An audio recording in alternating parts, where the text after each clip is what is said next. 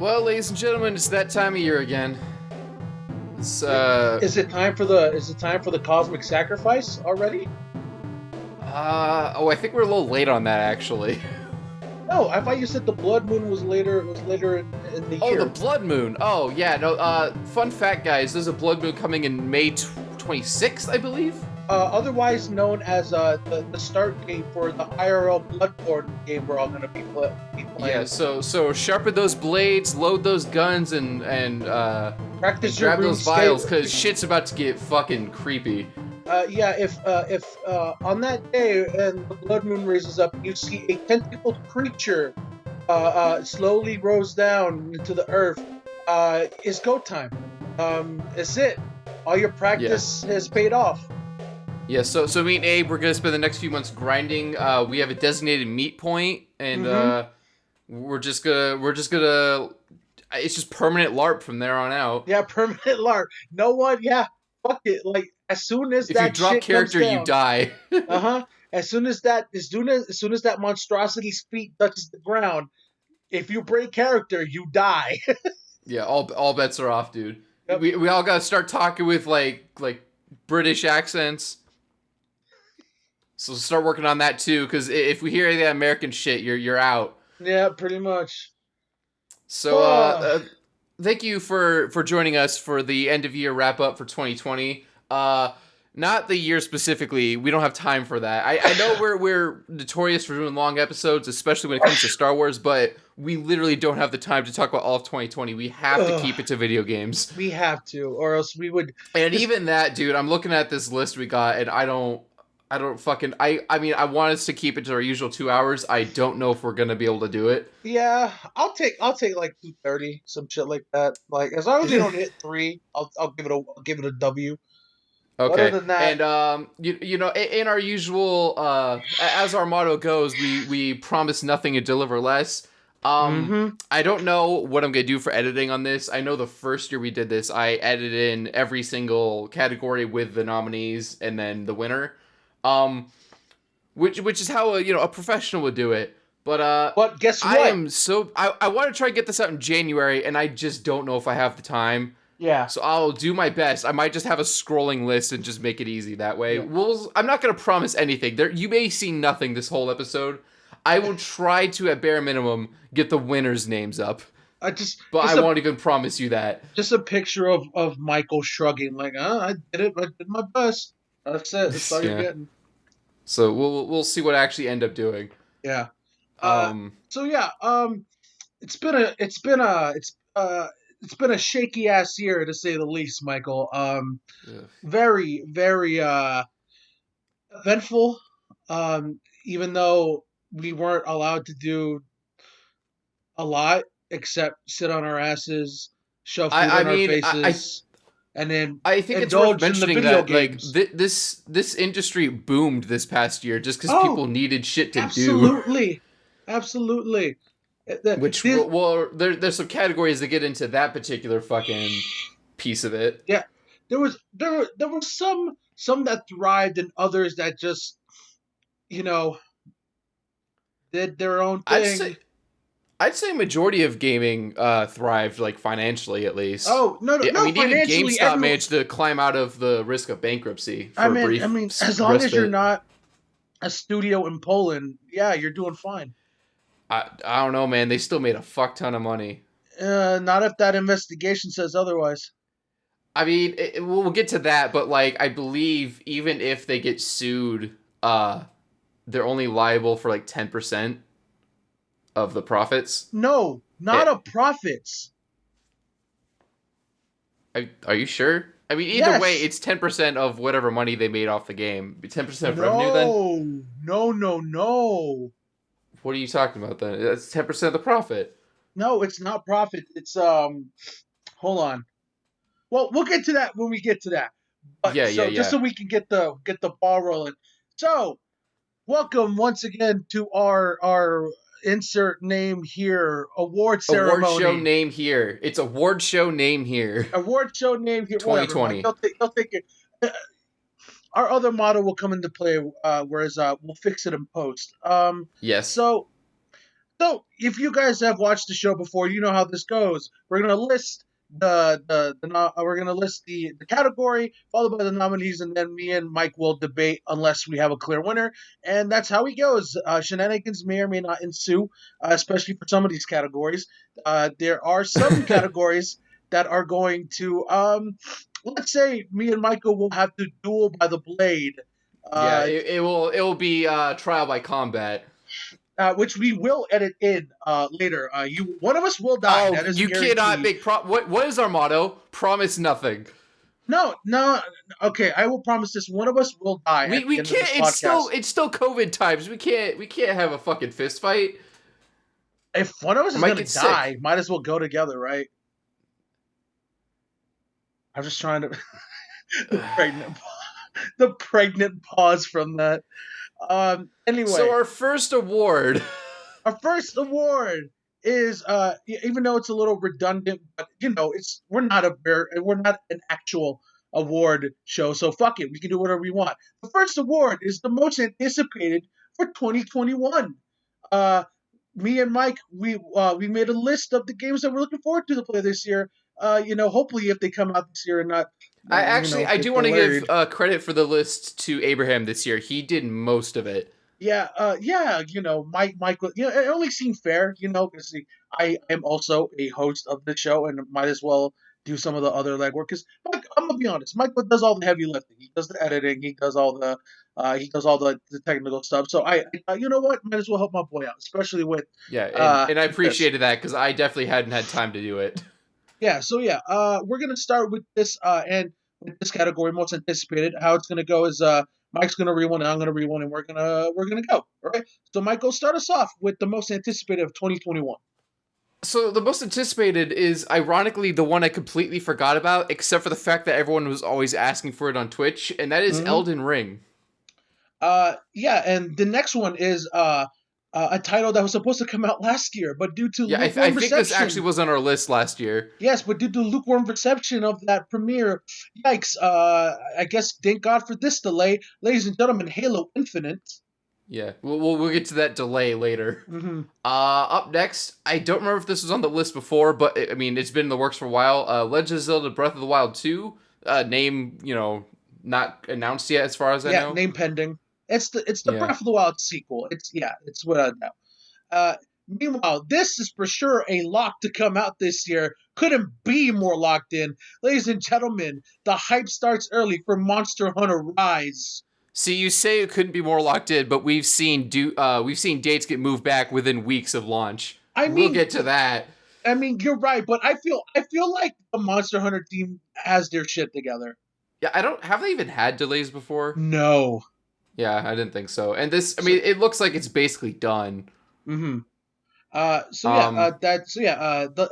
last category and the last nominee is Tall Vampire Mommy, Resident Evil Village. Yeah, get your fan art out, baby. Let's get those Route 34 pens out. They know what they're doing. They know what they're doing. Some tall lady vampires, my boy. They know that weird fetishy thirst trap sell, and they just go all in. So what? She might end up being a gross tentacle monster as the final boss. Who cares? She will absolutely end up being a gross tentacle monster. It's Resident Evil. I mean, as long as she's fuckable in the first hour and a half of the game, we're good. I mean, frankly, some people still find her fuckable. Hey man, if that's your kink, do it. I mean, live your truths. Michael loves Kingdom Hearts. I don't know if they'll be living through that. Yeah, Michael loves Kingdom Hearts, and he lives his truth, and it's all cool with that. So it's all good. Michael, not a bad list we got here. Honestly, there's two immediate standouts. I mean, I literally forgot about Elden Ring, so I feel like that's disqualified just for me personally. And by the way, I know some of you, before we get into it, I know a lot of people were like, well, I know that we made a point in the past that some of them have to have 2021 release dates. Elden Ring was slipped to be coming out this year, so that is official. Is that also the case with Breath of the Wild 2? Yeah. As of right now, as of this podcast, with no delays, it is all of these games are set to come out this year as a recording of this podcast. So yeah, Okay. so we're I good. haven't had time to fact check that, so I assume you did. No, yes, I did. I did my Okay. research.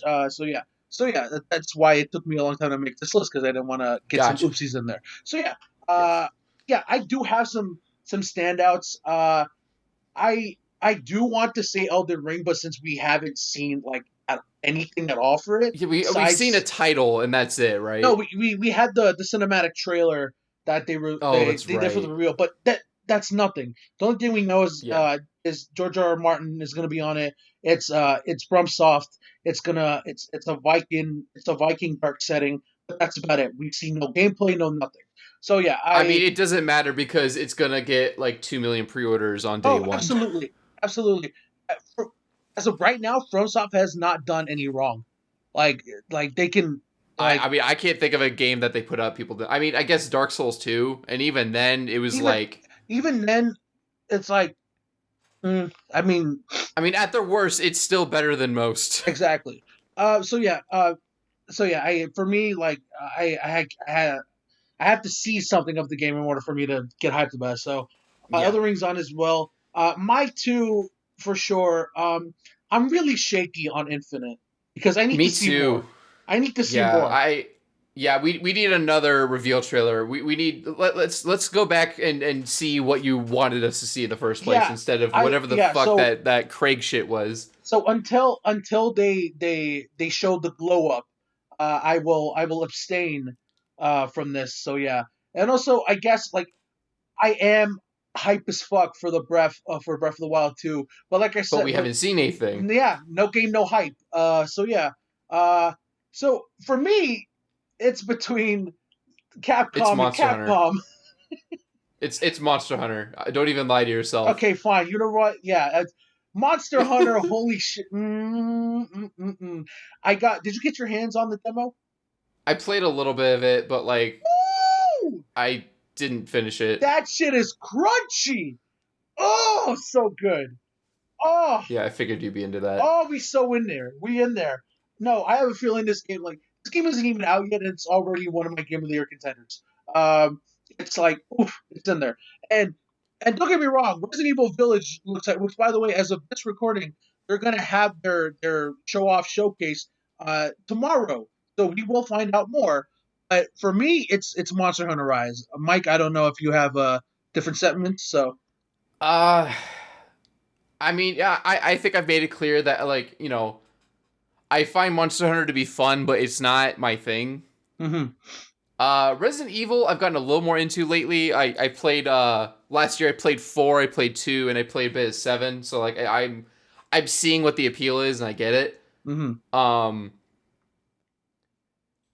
but honestly, it's between Halo Infinite and Breath of the Wild 2. The two games that we know nothing about. I mean, we know a little bit about Infinite, I guess. yeah, we definitely know more about Infinite than Breath of the Wild 2. So yeah.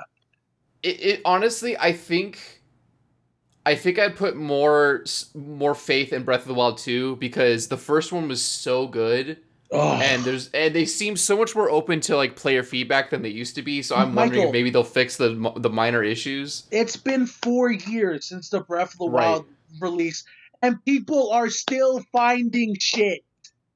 Yeah. No. It's Absolutely. Like still, I think, mm, and Halo, like I have to say it, 343 has done me wrong before. So yes, they have. that reveal was shaky as fuck, and I'm Woo, nervous for that game. woo. So I'm gonna say Breath of the Wild personally. There you go. Don't at me, Sanders. Don't at us. It's not my fault you have shit taste in video games. Uh, necessarily this one doesn't need one winner because honestly, it's more of our personal thing. So yeah, so Well, my choice. we usually try to pick a winner, like I mean, for most unless there's anticipated, extenuating circumstances. for most anticipated, it doesn't really need a winner. It's just a funsy nominee, unless you Well, then really think there should be a what's the winner. point of an award? Like we have to pick one. Okay, fine. Hold on. I'll meet you at the front of your house in about 5 minutes. Give me 1 sec. Let me get my Well, shoes on. hold on. I might be willing to bend for you. I could. I'd be willing to give the award to Resident Evil because I am very intrigued by that for sure. Well, I chose Oh my my pick. god, Mine's we left one off of this list. which Dude, the is Medium. yeah, because that's coming out. We're already hyped for that. Right, so why is that not our most anticipated? I don't know because I didn't think about. Yeah, like, dude, the fucking Medium. I'm not even that into horror games. I'm so excited for I know. that. I was really. Yeah, Michael being excited about a horror game, it's kind of weird. No, but hey, man, the list is here. We're recording. It's kind of too late about that. You can we Ugh. can we can give it a I'm giving supplementary. an honorary award to the Medium, even though it's too late. Okay, fine. So or, yeah, or, I or like what do they call it when they don't nominate you?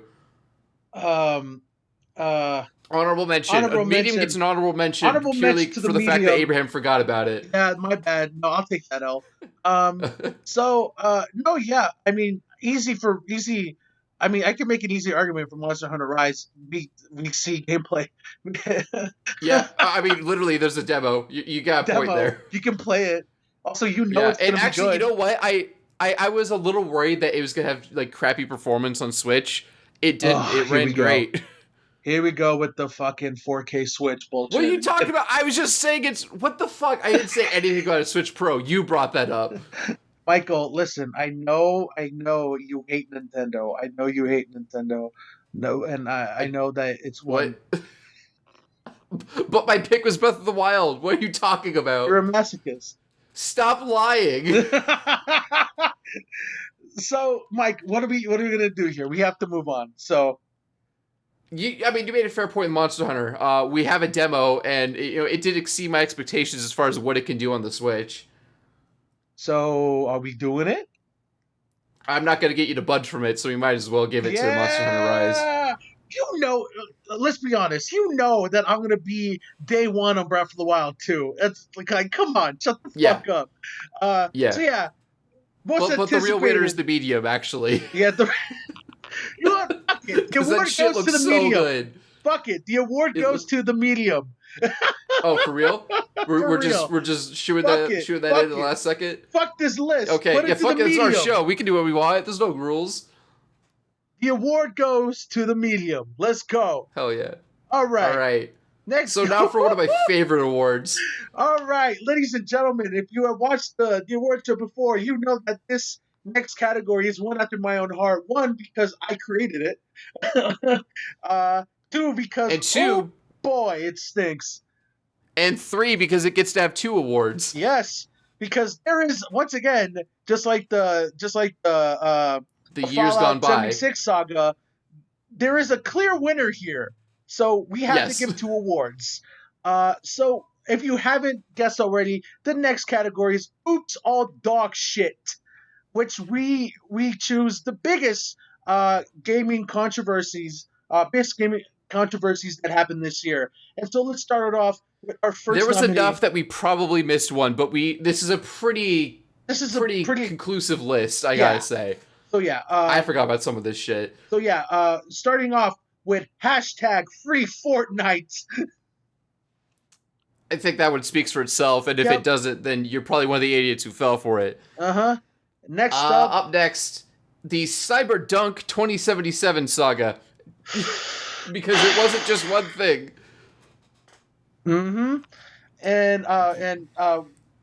next up we have scalping fucking sucks, my dude. Yeah. Oh, God. Ugh. Ugh, And after that is Pedos in my Smash Bros. don't want to. Gross. Gross.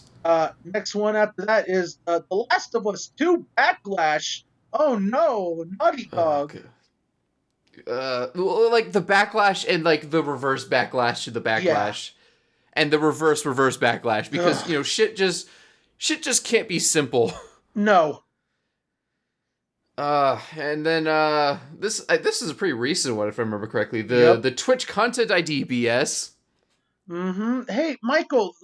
What in our next stream? I'm gonna play some gangster rap in the background. You cool with that? Hold, we'll go into what these mean in a minute. We have Okay, a lot. okay. We're still only halfway through. I just want to make a quick joke. Next up, we have just in big capital letters, Warcraft 3 Reforged. I literally forgot that That's happened, except for when I that was open the up the beginning of Blizzard last year. launcher. All right, next up, Nintendo likes limited time releases. Yahoo! Oh, I mean, you could just put Nintendo, Here we honestly. go. Oh fuck. We'll get to there.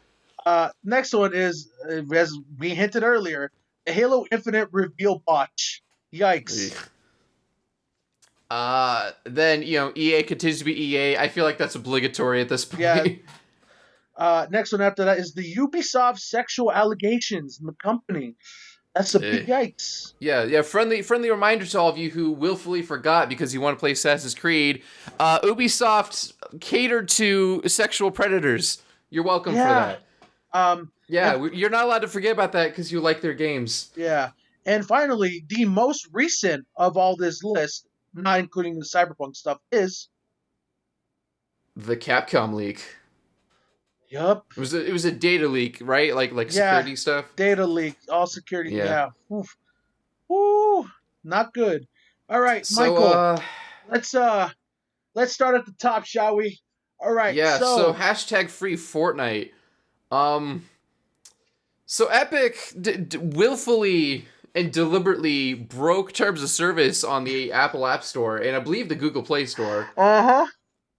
and they allowed you to make purchases for V-Bucks outside of the ecosystem for those two platforms. Apple didn't like that, and neither did Google. So they said, Oh "Fine, go fuck yourself, Fortnite. Get out of here." And so they staged this whole God.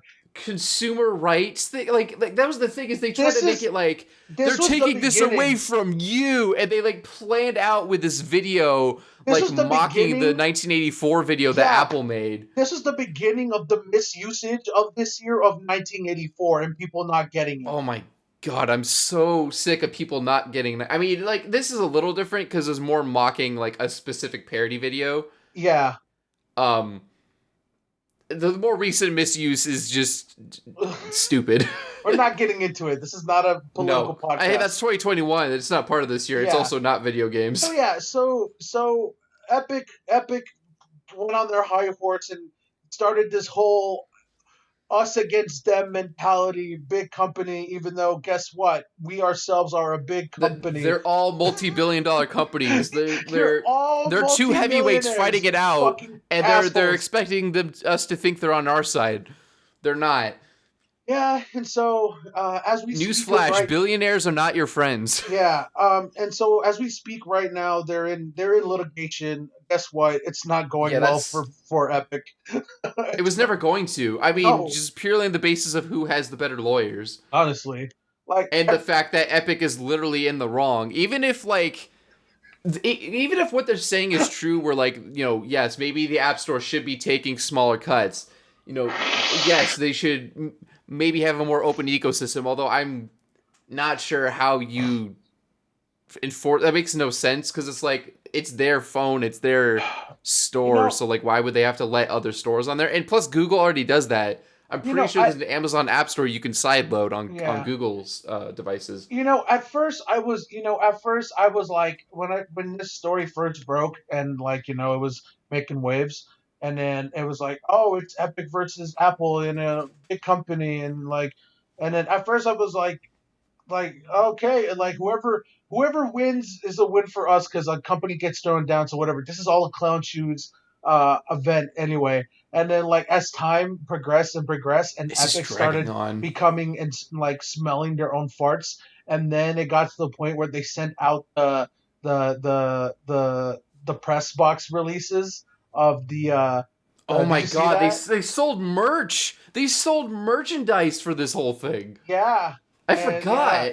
and I was like, and then at that point, I'm like, okay, you know what? Fuck this. Apple, destroy these fucks. Get this over with. Yeah. Like, crush these It's assholes. it's it, it it's all propaganda and it's all for show. It's It's so ridiculous. dumb.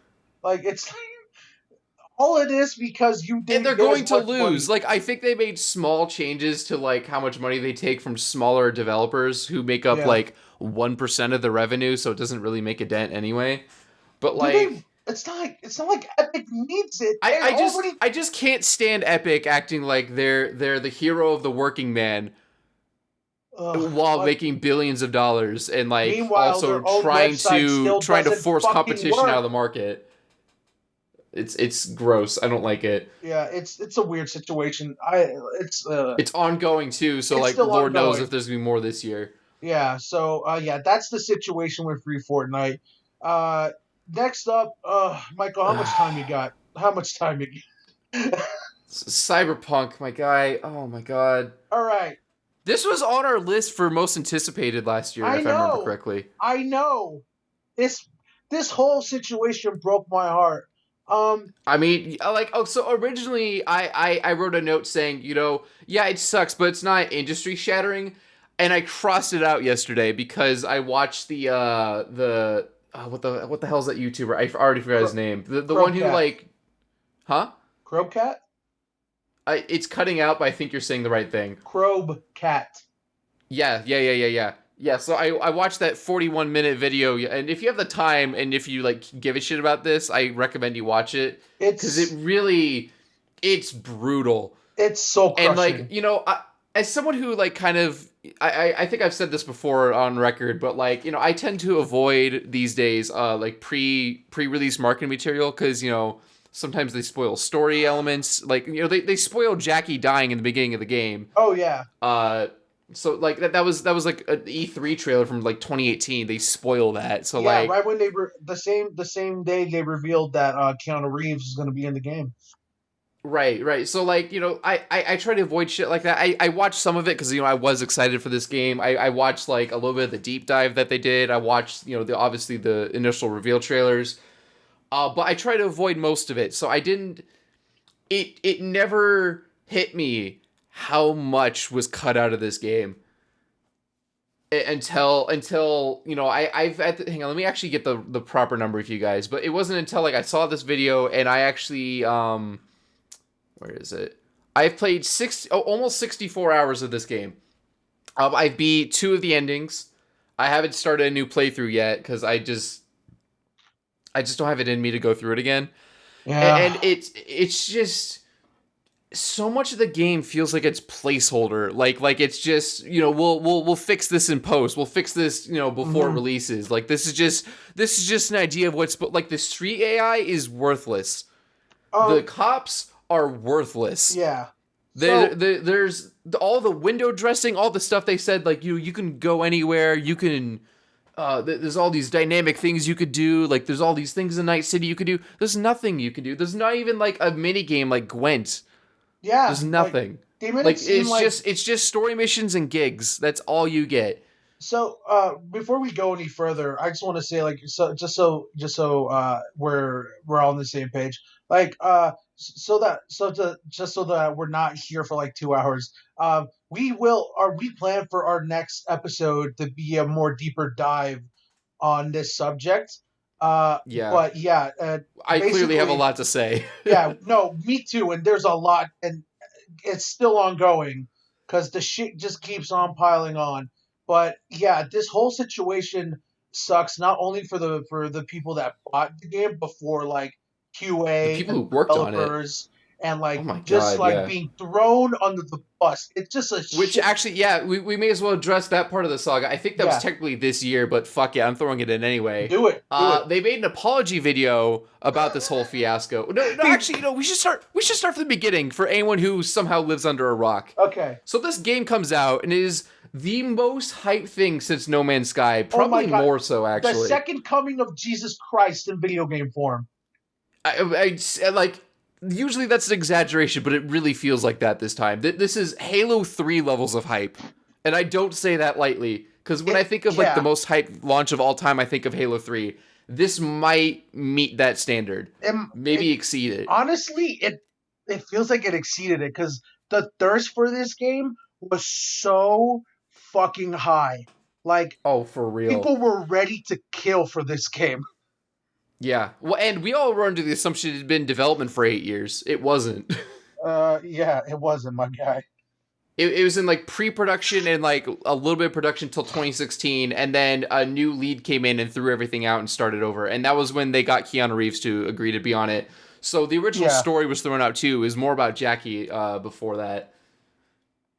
But yeah, so this game comes out and it just is broken. Like, there's no other way to describe it. It just didn't function, especially on console. Like, on console, it was so bad that Sony, for like one of the rare moments in their history, gave refunds on games and went a step further and pulled it from the store.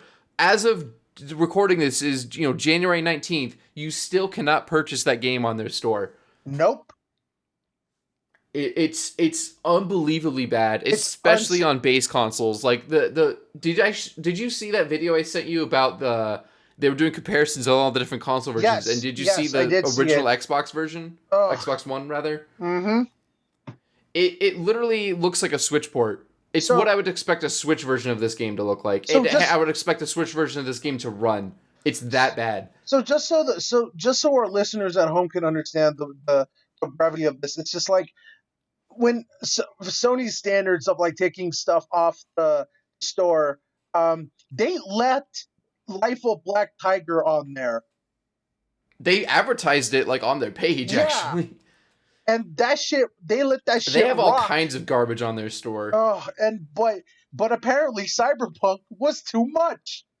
Yeah, it was so broken that they considered it a faulty product and just up and removed it. Oh, but that was after after CD Projekt Red promised that everyone would get refunds, and they didn't approve this with Xbox or PlayStation. I forgot about that. Yeah, they just straight up promised refunds. Yeah. Yeah, and then the customer support got swamped for both of them. Steam is a little easier to do because they have an in place refund policy. Yeah, Microsoft I think has one, but it's not simple. It's not. Yeah, and it's not PlayStation doesn't have one. No. The Sony support can be summed up in one term, and that is trash fire. Yeah. So it leads us to today, where they released a YouTube. Not today. Where recently they released a YouTube style apology video. Oh God. I mean, he looks. You know how like whenever it's specifically men when they do apology videos, they let their 5 o'clock shadow grow in a little bit so that they look more worn down and tired. I swear to God, that's what he did. Yes. It had that vibe to it where he just looked exhausted. Yes, we like to refer to the pro Jared way of going about things. I was thinking of pro Jared exactly when I said that. Because like he'd been clean shaven his entire YouTube career, and then he grew a little bit of a shitty beard just for that video. Where he brought the receipts, as he so claimed. Punish Jared. A man denied his paradise. So yeah, they made this apology video in which they claimed that, the game got great reviews on PC. Okay, it got decent reviews on PC because there are good things in the game. That's worth. I feel like I have to disclaim it. There are good things in this game, and I clearly did like it, or I wouldn't have finished it. But like, it's just it has no replay value because the sandbox doesn't exist. And so many of the game's systems are either placeholder or held together with duct tape. And usually that sounds like an exaggeration, but it's really that bad. Like the AI in this game is abysmally awful. I mean, there's a litany of video, and again, a disclaimer. Rockstar's been doing this shit for years. They know what they're doing. But when you look at shit like Saints Row 1 or like, Grand Theft Auto 3, and it has more dynamic AI and more dynamic cop system than a game from 2020. The example that broke you want to heart. You want to give the most brutal example that they gave? Yeah, Lego Cities. Yeah. Has better driver AI than Cyberpunk. Lego Cities on Wii U had a more dynamic open world. And I fucking than CD hate Projekt the Wii U. Red's most hype game of all fucking time. So without going any further, that's basically the summed up.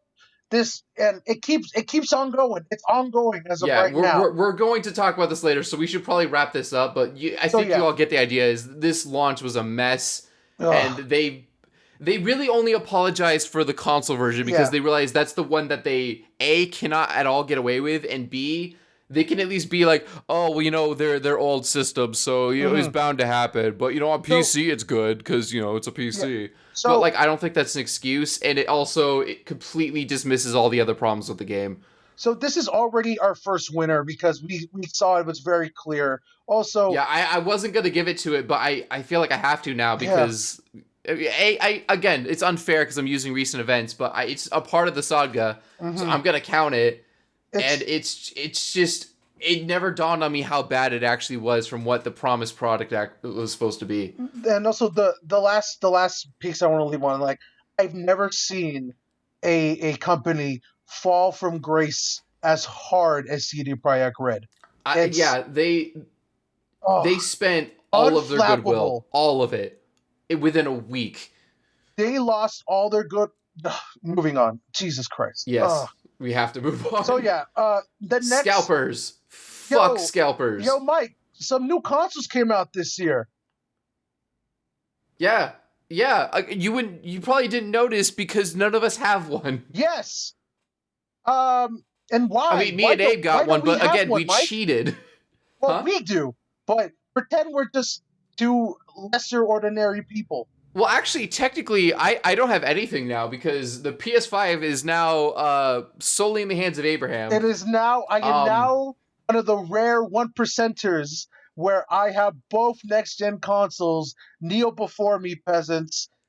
yeah. So I have neither next gen console. I don't have a graphics card, which is what I really wanted. Ugh. So, oh fuck. I wanted to get it before Cyberpunk came out, and I couldn't. Oh, Oh, excuse me, I rip. couldn't. So yeah, so scalpers are assholes.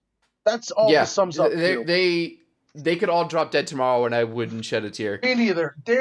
They made this new console and also the new graphics card release more difficult than it needed to be, more frustrating than it needed to be. And I'm so And glad. this I'm so glad this that takes a step outside of gaming, but I'd actually say that they were causing problems all year because when COVID first started, they were scalping essential survival products toilet and toilet paper, paper. fucking Jesus Christ. So yeah, Which is, by the way, I don't know if it's a misdemeanor or a felony, but either way, hoarding and selling upmarked supplies during a crisis is a crime. yeah, And it should be a crime to do it with electronics, but the law hasn't caught up with that. I think it is illegal in some places to sell like event tickets, like for a concert, yeah. at upmarked prices, but it should be with electronics too. And it should have been for over a decade now because people have been doing this shit since like like iPhones and shit like that. Hmm.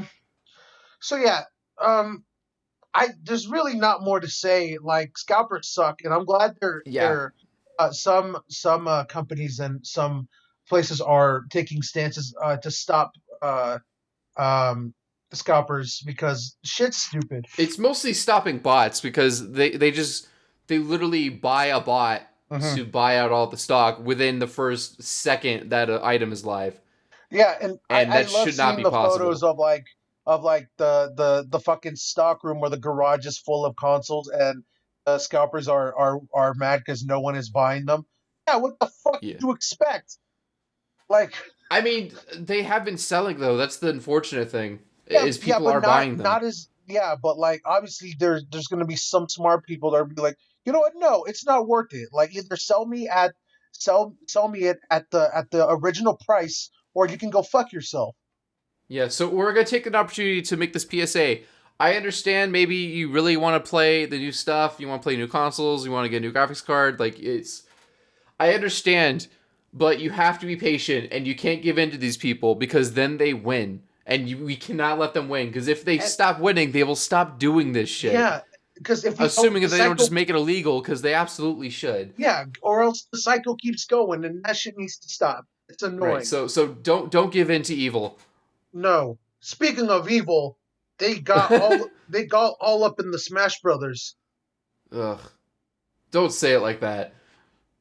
Oh, you know what? That's My gross. bad. No, yeah, I was going at a smooth transition, and I didn't. Yeah, no. You know what? No, Yeah, there's no no, smooth transition for pedophiles. guys. Leave underage kids alone. Stop. Yeah, Just just stop. stop it. I didn't Smash know. Bros community, I knew you guys stank, but like, good God. Jesus Christ. Okay, so let's start at the beginning. So beginning of the year, some Twitter was ablaze because like more specifically, pro melee players were being exposed as pedophiles and were sexual allegations against them. I forget the names, but honestly, I don't want to say their names to give them more notoriety. Yeah. But yeah, it. I think it went on for like 2 weeks where names kept coming out, and I was like, "What the fuck is going on?" Like, and the rabbit hole goes deeper and deeper. But like, honestly, it we don't need to get into it. This is just a simple fact of like, this should not Don't be. touch kids. Yes, we shouldn't need to spill it out for you. Like, what the fuck? If you need to be explained that, then you probably have a problem. So yeah, like and for good scene, like most of these people are gone from the scene, obviously, and good riddance. Because yeah, and just the community that the melee community that are honestly want the best for the community and are not complete pieces of shit. Like I feel really bad for them because they took a real big hit this year, Oh yeah. not just by this situation, but with shit that Nintendo was doing later that we'll get to. Uh, it Oh was yeah, that's right. yeah, it wasn't yeah, it was rough. But yeah, not much to say about this, but like, yikes, guys, you can do better. This is not Yeah, okay. be better. Yeah. It's Um it's really it's really the easiest thing in the world to not touch children. yeah, and like, okay. Next up, Michael, there was a little game came out called Last of Us 2.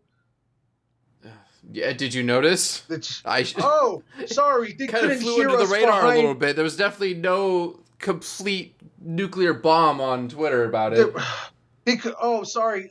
Naughty Dog couldn't hear us behind all the Game of the Year awards that they're hiding Oh, behind.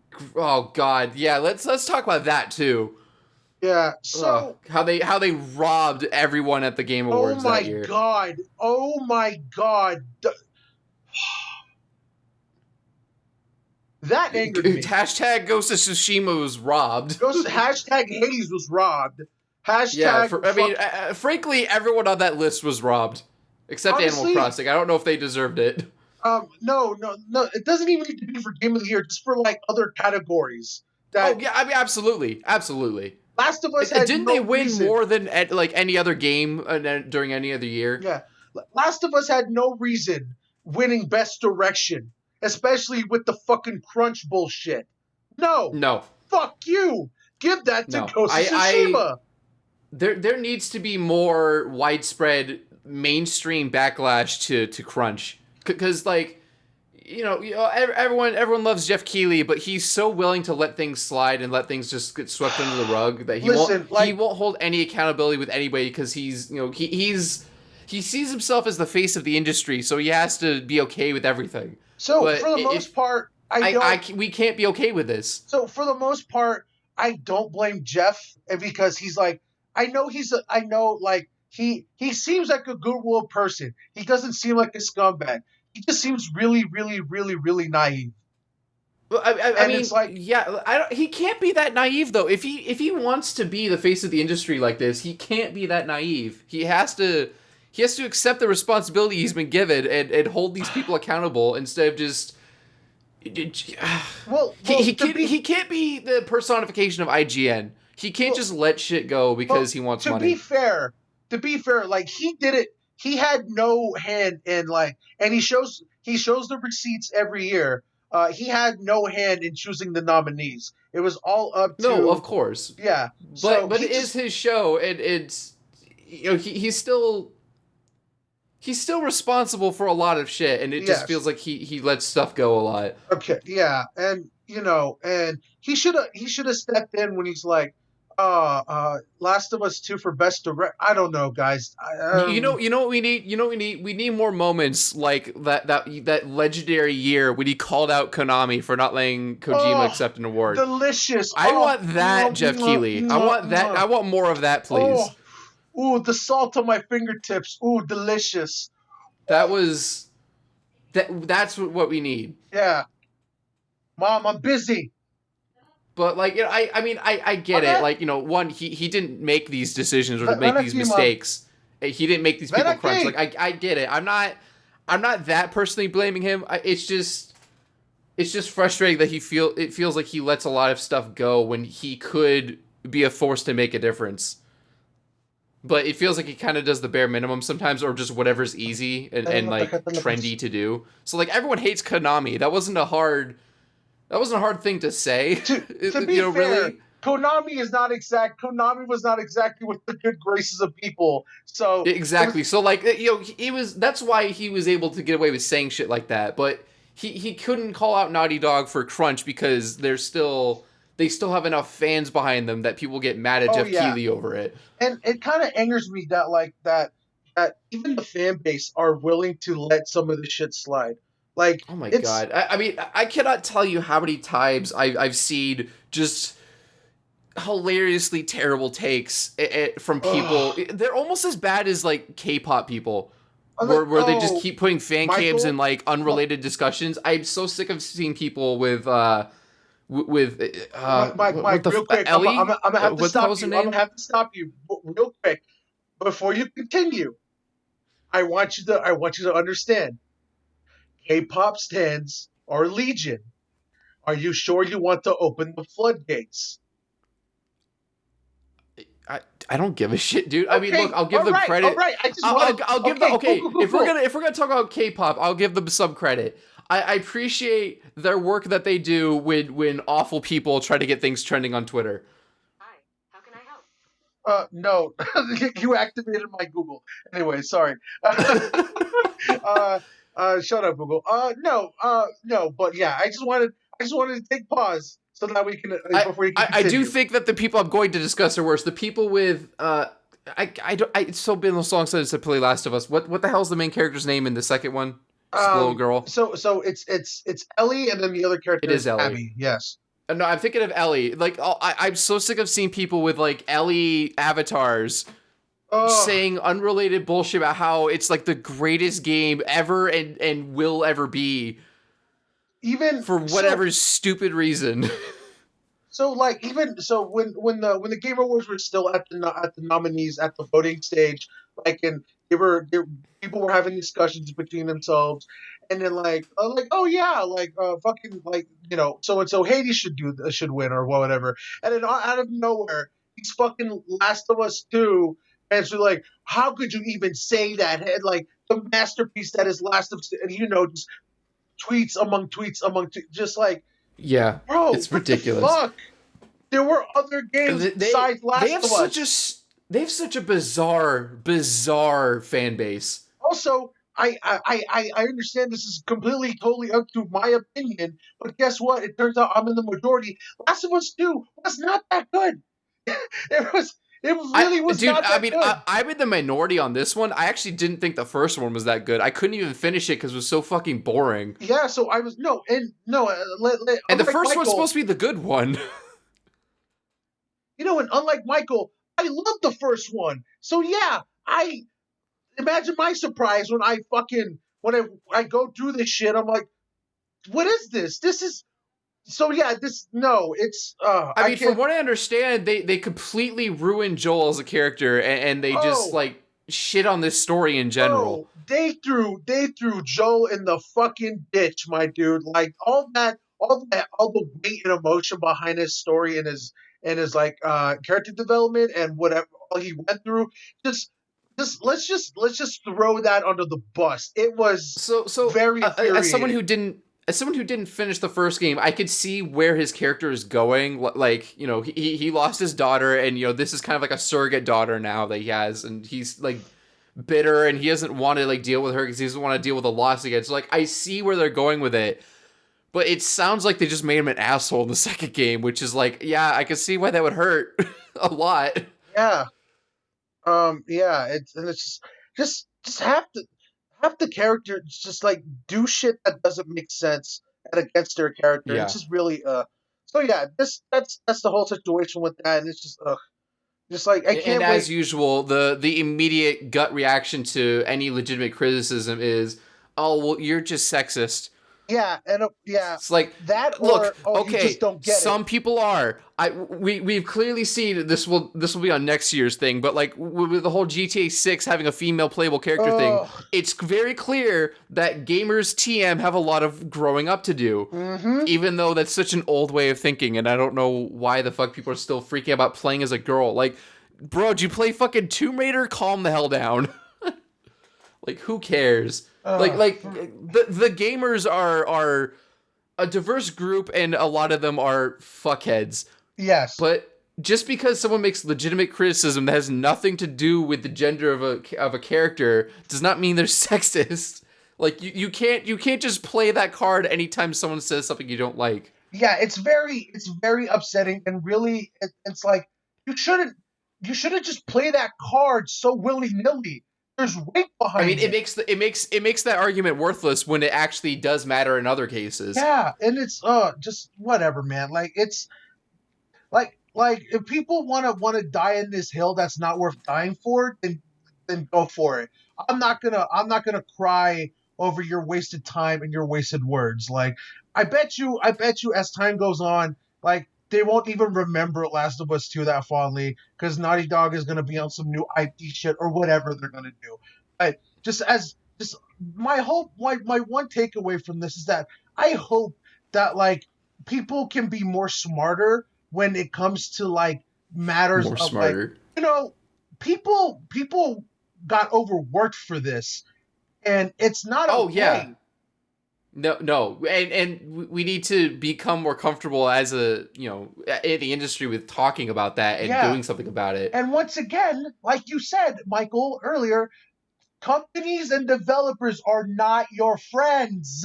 No, they're not. They see you as They dollar they they want signs. they see you as a transaction because that's what you are. You're Like free marketing and that's you're a it. dollar sign. That's all you are, my dudes. Yeah. So yeah, moving on. It, Moving yeah, on. yeah. Actually, we're almost an hour in, and we're on the second award, so we need to pick this up a little. Yeah, so Warcraft 3. Oh no, sorry, I skipped one. Twitch content ID BS. Twitch is fucking up. They're Yeah, fucking up Twitch real is bad. becoming YouTube day by day. Honestly, sometimes it's actually worse than that. And they refuse to help people. They refuse to clarify.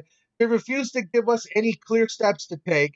They, it, content creators and streamers have to take it in their own hands to just And the whole matter is ridiculous, anyways, because it's like not being able to play music in a video game is ridiculous. Like, I get it. The copyright law is a necessary evil. Like, yes. I get it. They don't want you streaming like someone else's music with just like a blank background or like an EQ thing. Uh-huh. They don't want you streaming full length movies that you don't own the rights to stream. I get it, but this has to stop. It's This is too far when people play seconds of music, or frankly, if I'm playing GTA 5, just because that's an easy example, and I have the radio on and it's playing Radio Gaga by Queen, I shouldn't get in trouble for that because in the context of the game, it's part of the game. I'm still doing transformative work with a game. The Yeah. fact that the music is there is inconsequential. That doesn't fucking matter. It shouldn't matter, and it doesn't. People get struck for all kinds of weird shit because the game soundtracks get uploaded too. So like maybe you got struck for something in the game soundtrack. I mean, to bring up Cyberpunk, something they actually tried to do right is while this is going on, they added a feature where you can turn off copyrighted music so you don't get in trouble, and Yeah. it still got people hit with strikes. It's just the fact I mean, that I'm like assuming because there's original songs made for that game, maybe they got hit for those. I don't know what happened. I just know that the current recommendation from Twitch is to turn the music off, and that's not acceptable. yeah. And they should be standing up for their creators because they're the ones making them money. Yeah, and just the fact that Twitch is not like batting an eyelash over this is just really rustling No. my jimmies, and it No, sucks. they just pass the buck to their creators, and that's a good way to collapse your platform, frankly. Yeah, honestly, like we made fun of like see I forget the name of it, but Microsoft's streaming thing that Mixer, died, Mixer. Mixer. But like Twitch, you can be on your high horse right now all you want, and you can be like, oh, we're fine. If you continue this bullshit, it doesn't even need to YouTube's be gonna take content over. ID. It just needs to be other shit. Yeah, you're inept at. That could be you, Twitch. Like you, Yeah, like yeah. If Twitch continues on this road, I am not surprised if I see them go yeah. down. I don't like the idea of companies thinking they're incollapsible or they're too big to fail. Where it's like it doesn't matter where else is it gonna go. Which has been the problem with YouTube is like you don't like it, what are you gonna do? Upload on Vimeo? They Like just might. Fuck you. but Twitch doesn't have that much of an advantage over other streaming services. Yeah. I So in my opinion, I mean they are the hopefully, biggest game in town, but that doesn't mean they're the only game in town. yeah. So YouTube, frankly, is the only game in town for that kind of on demand content. mhm. But you can stream in a lot of different places right now. So hopefully, the hopeful thing is I hope that Twitch fixes this. But either way, if they disappear, I'm not gonna bat an eyelash over it. My only concern is that a lot of people that depend on this, a lot of streamers that depend on Twitch for The their big ones, the big people up top will find somewhere to go, but the smaller creators, I do worry about them. yeah, me too. That's my only worry. But yeah, Yeah, that's pretty much it. but if the ship's gonna sink, the ship's gonna sink, Yeah. and it'll be all their own fault. hmm So next up, Anyway, at the beginning of last year, we had a fucking tsunami shitstorm. Which, hi Blizzard, haven't seen you guys in a while. What's up? ugh. Were they on our Oops All Dog shit the year before? I think I so. believe so. Yeah. Oh yeah, because of the China bullshit. Yeah. Well, and because they fired 800 employees or something like that at Yeah. the beginning So of the yeah. year. So yeah, and yeah. So yeah, a little game came out. They like release that they fucking they preambled. Remastered. Yeah, Warcraft 3 Reforged, and it was a big deal because fuck yeah, Warcraft 3 is fucking sick, so Yeah, I good. have fond memories of playing that shit. And when they announced at BlizzCon, they're like, "Yo, we remaking it, we do it," and people were like, "Yeah, let's They were go." like going in there, like redoing the cutscenes, they're redoing all the like the Yeah, models and the and textures and everyone was like, shit. "Let's do it." And then after that BlizzCon, radio silence, nothing about this fucking game. And then like when they were asked if it was still happening, like, yeah, it's on track for release, and then all of a sudden it has a release date of February. I'm like, oh shit, it's Yeah, happening. Then it and comes then out, that squirted out. yeah, and then it comes out, and it fucking sucks. Yeah, like all the redone cinematics, they did not redo. It was Nope, nothing else done. just for show. Um, The online is I think awful. the big thing that got people was the fact that they changed the terms of service for how modded content works or user Oh created yeah, that's the content big one. because they didn't want another Dota situation. They're so mad. I okay, real quick. I want to say I am so happy that after all these years, Blizzard is still salty about Dota. I am so happy about It's that. unbelievable. It's your own fault, you fucking idiots. If you wanted to get in there, you would have gotten in there faster. Not my fault. So, But I mean, all they had to do was do what Valve did and just like, hey, this was a cool thing you guys made. You want to work for us? but no, Valve does that, or they don't do anymore. But they used to do that shit all the time. Like that's yeah. how Portal happened. How gods fall on their own hubris. Ugh. I swear to God, it's like there's a line somewhere, and once you pass a certain level of success, you become evil. And I think every company in the last like 20 years without fail has done this.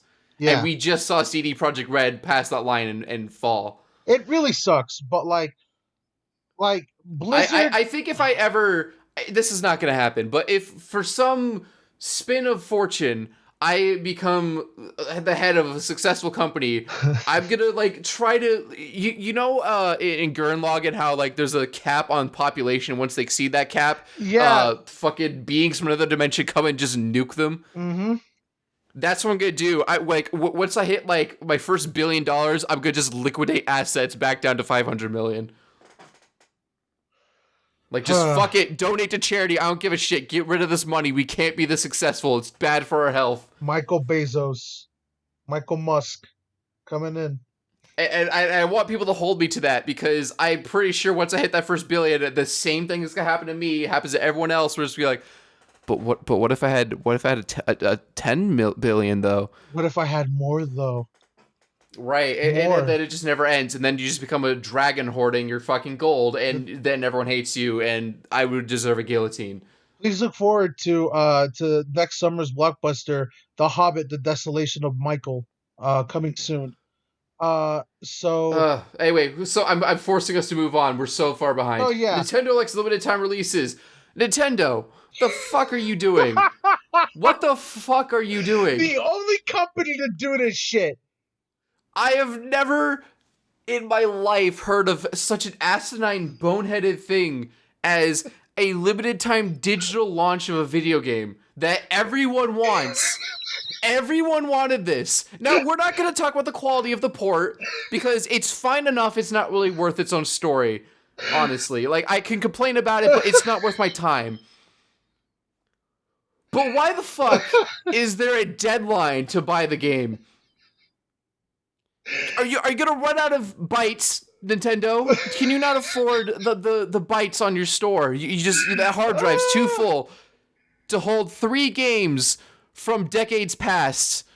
Are you goddamn serious? You know, I am so, because it's just one of those Nintendo things where it's like, in the grand scheme of the game industry, it's not the most evil thing that's happening. But it's so logic defying. It's so fucking unnecessarily stupid. It just hurts. You know, and it's painful to talk about. I want to be. There's not a modicum of logic here, and I'm so sick of them doing stupid shit like this. What the fuck are you doing? I want to be on Nintendo side so bad, but then they do. They have these moments where they're so out of touch from reality. They have the potential to be a perfect video game company, but they just stumble. But they just, so it's like they bad. want people. It's like they want people to hate them. Real quick, I just want to drop this metaphor and we can move on. The metaphor that someone I heard someone made about this is that Nintendo is the herbivore dinosaur, and that only eats leaves, and then you're like, oh cool, herbivore dinosaur, and you turn around and all of a sudden you feel something on your hand and you see that dinosaur munching on you. Like, what the fuck are you doing? You don't eat meat. What are you doing? It's not even that. It's like it just deliberately walks through a pile of eggs and just murders like it just commits infanticide or whatever the fuck you call that with its fetuses. For no reason. It doesn't eat the eggs. It just keeps walking. It's like, oh, I just want to crush the eggs. I like how they crunch under my feet. It's like, what the fuck is wrong with you? You gain nothing from doing. You would benefit more spending your energy on eating the leaves. Why did you waste time crushing these eggs for nothing, just to make people mad at you? And on that Why note, are you not selling Mario after the 31st of March, Nintendo? And on that note, hey guys, remember to buy Mario before the 31st of March. Moving on. Yeah, like, I can't believe I have to remind people to buy a video game because it will be gone soon. Michael, we have to move on. There's not a licensing agreement that runs out and expires. It's Nintendo's own property. Michael, we have. I'm so fucking confused. Michael, we have to move on. You have to. I know. Halo Infinite. Guess what? What the hell was that trailer? They showed sprinting in the trailer. Fuck this game. Moving on. I've gone on record in saying I don't really care about sprinting. I think it's fine in Halo. I understand why people are mad about it in multiplayer. I still don't care. Yeah. So yeah, we don't need to go into this much. They botched the reveal. It's delayed now. Hopefully it gets better. It was ugly and it didn't look like as fun as it should be. Yeah. Moving on. And it's supposed to be like a first party launch title. Yeah. Moving on. This one we can breeze over to. EA continues to be EA. Yeah. That speaks for itself. That's Ubisoft likes to fucking rape people. Oh. That's it. That's it. Yeah, That's it. yeah. Just friendly reminder that if you buy an Ubisoft game, you're funding people who are completely okay with rape and sexual harassment. And that's not okay. So, No, it's not. Do not buy Assassin's Creed Valhalla in stores near you. yeah. So, and last Do of not all, buy Watch Dogs Legion in stores near you. ugh, it's a bad game anyway. Fuck Don't get it. Ubisoft. And a small side note, just because while we're on Ubisoft, this isn't an award, and I don't have time to get into it too much, but they announced a mobile game, like a Tom Clancy mobile game, and deliberately invoked imagery of Black Lives Matter Oh my protests God. and framed them as the bad guy of the video game. Oh, And then apologized, saying that they didn't understand that was going to be a problem. Yes, they fucking did. Their Tom Clancy games are full of political right-wing propaganda, even though they claim that none of the games are political, despite having fucking Tom Clancy in the goddamn name. look forward to. Anyway, moving on from that. Look forward to Capcom, Ubisoft. Oh, hold on. you fucked up. Look forward to Ubisoft's open world Star Wars game. Moving on. Oh yeah, that's right. We'll get to that So at some there was other point. So Capcom got a like. Look, honestly, I feel bad for Capcom because like it's not like they did this on purpose. It's not like they asked for this. But like I will say it's not as bad as when the E3 press information got leaked. oh yeah, but no, but That yeah. was negligence on their part too. Like it was an unencrypted PDF or text file or something on their website that anyone could open, Yeah. So yeah, I'm not. and people got harassed. Mhm. So this was just like somehow someone got in and just leaked a bunch of insider info, and it was like, ugh. Yeah. There's not much to go into it, but there. Most recently, we saw the repercussions of this, where like, some people were got their finances stolen, stuff like that, and like got their private information was abused, and yeah, it's not looking good. I just this is just it's just a shitty situation for the employees, and it's no one should go through that, and yeah, it's not okay. Um, Hopefully they should be able to fix that, but yeah, Michael, I don't know if you have any more to say on that. No, I mean, I didn't really know much about it aside from that happened. Yeah, And I'm just so glad I didn't really have any information on their website. yeah, so yeah, that's pretty much that's the roundup.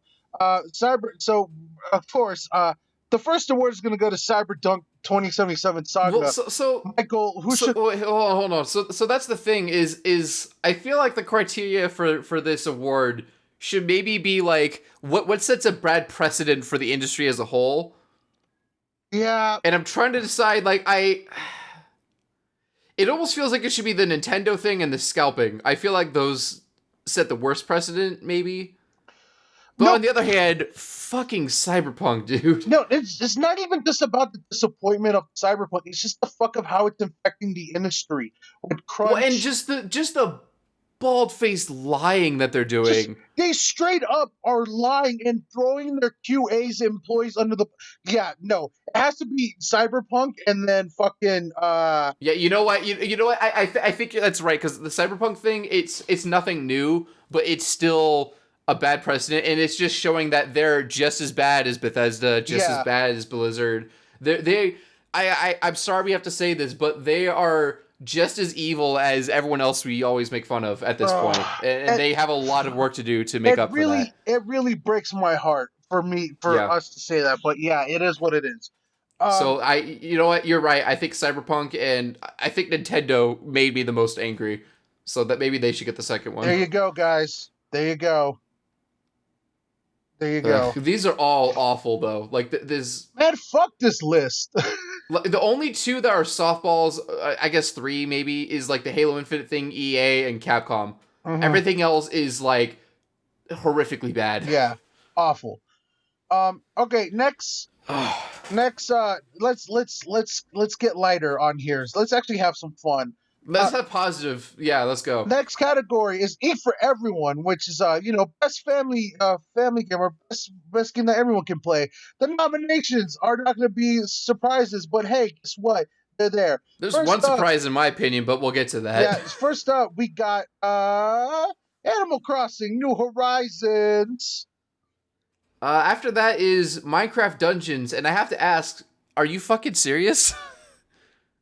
Was that a bad... Was the well so dry you couldn't find anything else? Listen, man, you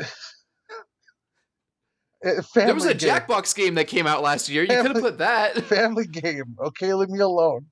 That game is awful. Just play Diablo 3.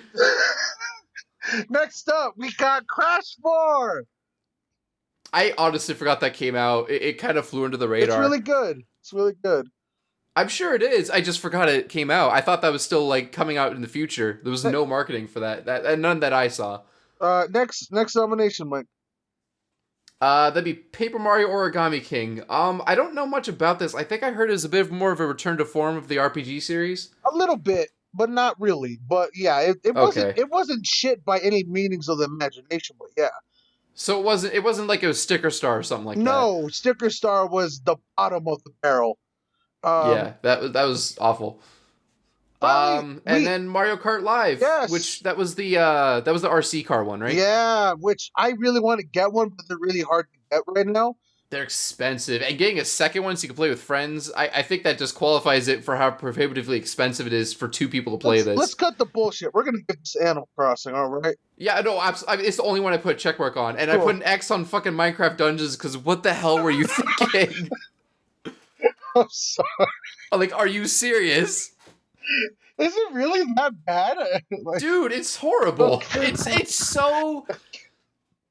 It feels like a Unity game, like a Unity demo game, where it's just like, here's what a game is supposed to feel like, but there's no pizzazz to it. There's nothing that makes it Minecraft. It's just a lesser Diablo. You should have said something when you saw the list. I was gonna say something now so I could put you on blast. No, I was about to say, you just wanted to put me on blast, huh? Yeah, absolutely. Fucking asshole.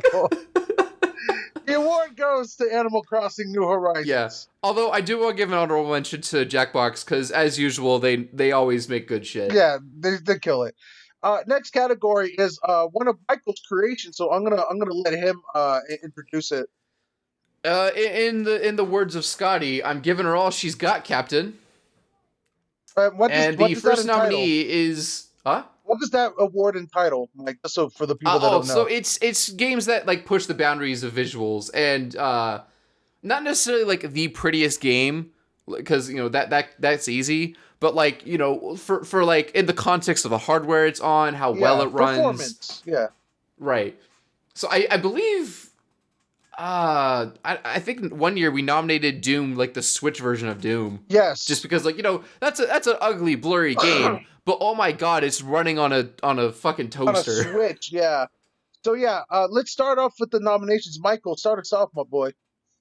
So the first one is Microsoft Flight Simulator. I think that was an easy addition. Speaking of easy additions, we got the Demon Souls remake by Bluepoint. Hell yeah. God. My god, these are all good games. After that is Half-Life Alyx, which no one played. Oh. So I did. I was fortunate enough to be privileged enough to play this shit. It's so good. Next of all, next one after my own heart, Devil May Cry 5 Special Edition. Oh my god.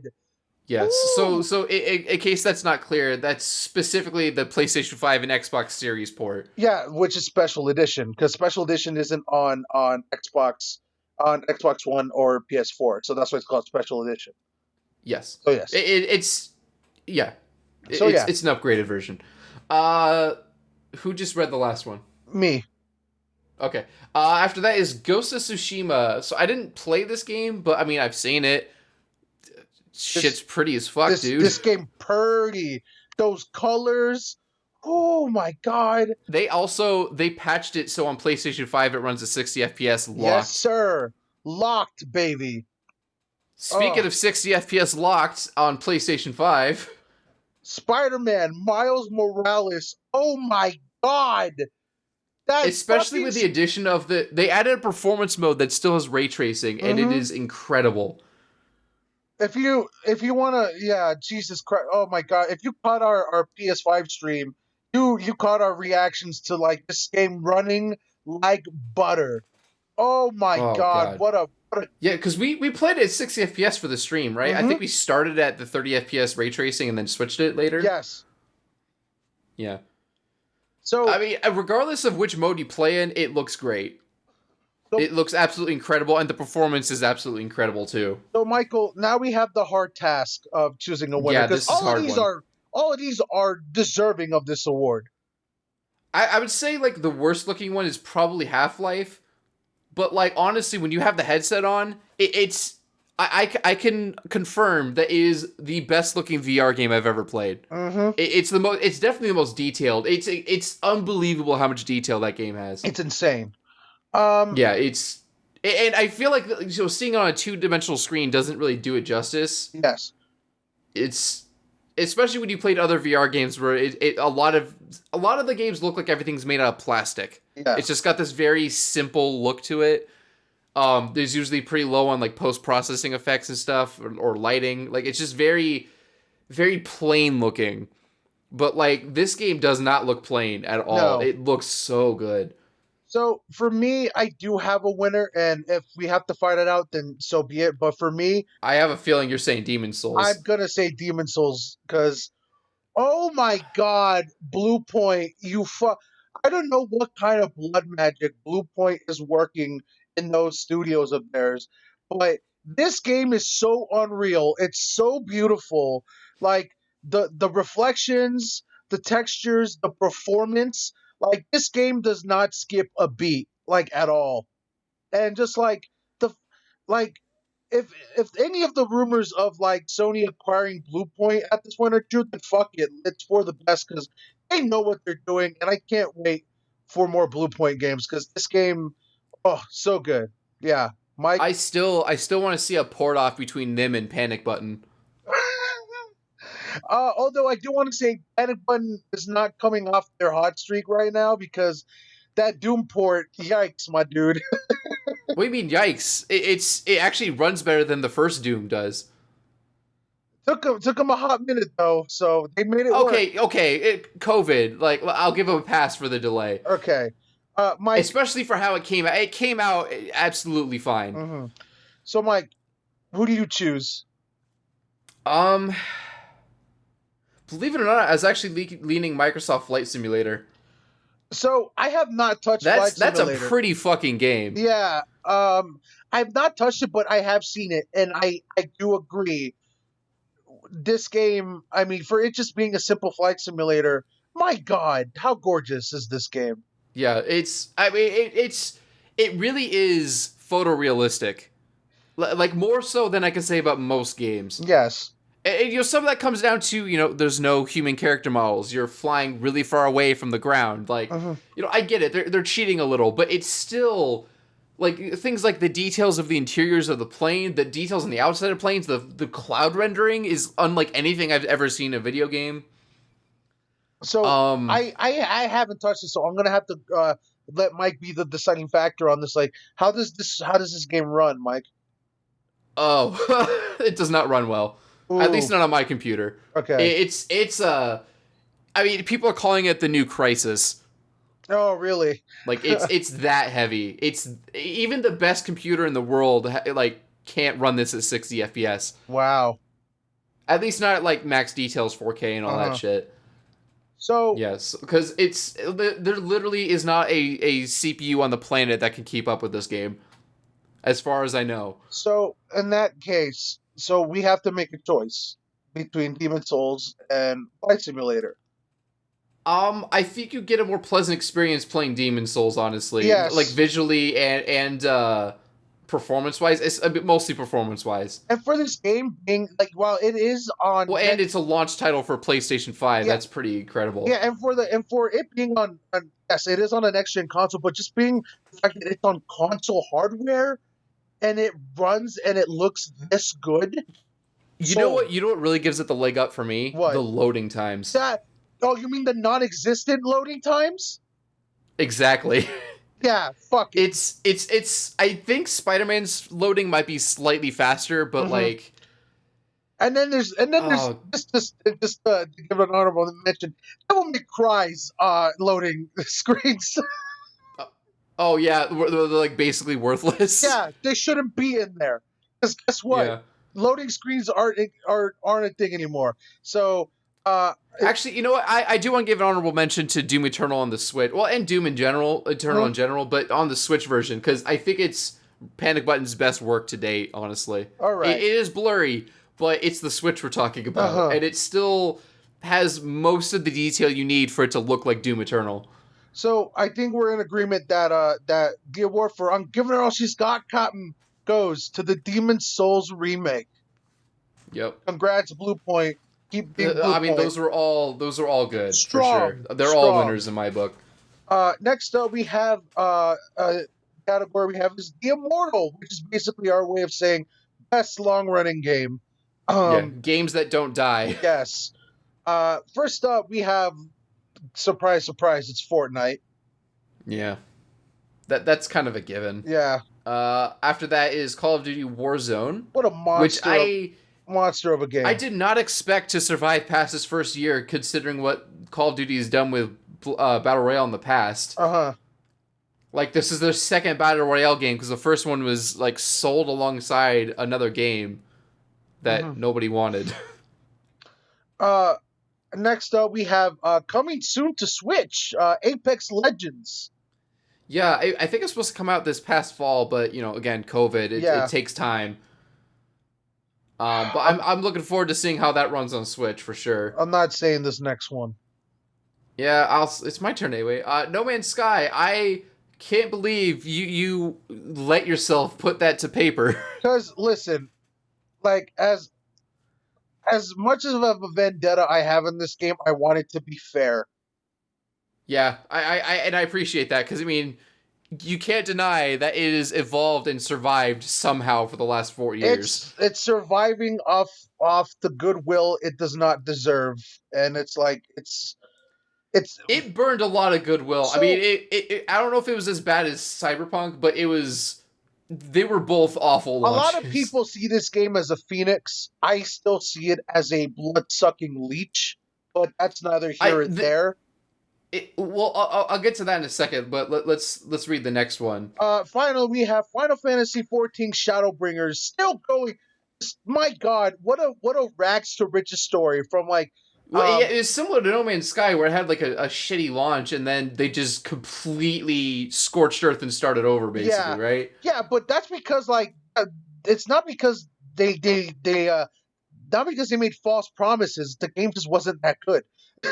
Right. So yeah, I don't know what the promises were beforehand, honestly. So yeah, but yeah, that was like an early that was a PS3 game, if I remember correctly. Yes, sir.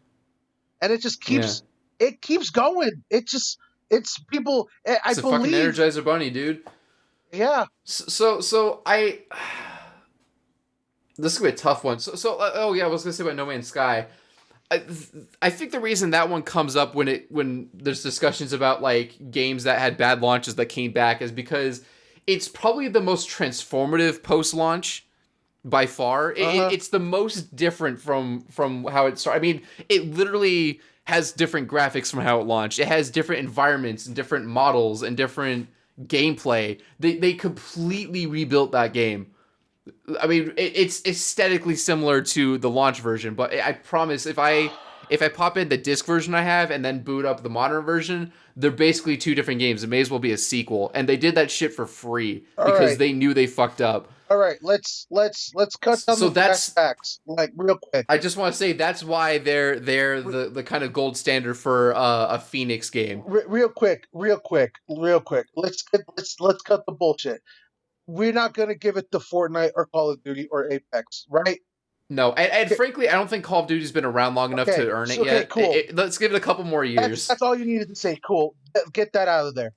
All right. I'm gonna be real with you, Michael. All right. Mm-hmm. So, I want to give this to Final Fantasy XIV in my heart. So I know you just want to give it to anyone but No Man's Sky. Hold on. I'm just gonna say personally, for me, Final Fantasy XIV takes this, but you know what? But I know that everyone is sick to death about me, like, and my personal vendetta against No Man's Sky. And while I do see that I am in the small, minuscule minority of this game, like, not just, I don't think this game deserves any of the praise it's given, or it deserves the forgiveness it's getting. That's just, but I am willing to admit that that is me, and I am a small minority. And I'm willing to admit that. So, what I'm going to do is that while I am not going to like it, I will give this to No Man's Sky. Wow. I thought I was going to have to fight you on that No, one. Because I was going to say, like, I think there are rare, and I mean, like orange rare circumstances where a game deserves a second chance. while And it usually, like, some you know, like, I know you don't like this game either, but, like, you know, Rainbow Six Siege, that was a game that, like, had a shitty launch, it missed promises, and then it crawled back, and then it was, like, top 10 on Steam, like, week after week after week, because it was that good. and then I it don't know fell if it again. still is, that's a different topic, but, you know, that was a game that recovered. People claim to me that Fallout 76 is a good game now, but frankly, Guess what? I'm kind of with you on that one. Where it's like, I don't think they deserve a second chance on that. And frankly, it also depends on the company, because, like, you know, Hello Games is not Bethesda. They're not a giant corporation. They were like, I think, what, like a staff of 50 people working on this shit. The games they made before this were basically mobile games. So, like, it's different giving a small indie developer a second chance versus, you know, a giant corporation that knew they fucked up and should know better. So, like, I think that's part of why this story is different. Is they're a small company, and they did all this shit for free just because they themselves were unhappy with the work that they did. They could have easily just moved on. They swept it under the rug, moved on to, you know, No Man's Sky 2, or made something completely different, or just fell by the wayside and into obscurity. But they said, no, we want to make the game that we dreamed of, that we envisioned, and that's what I see that they did.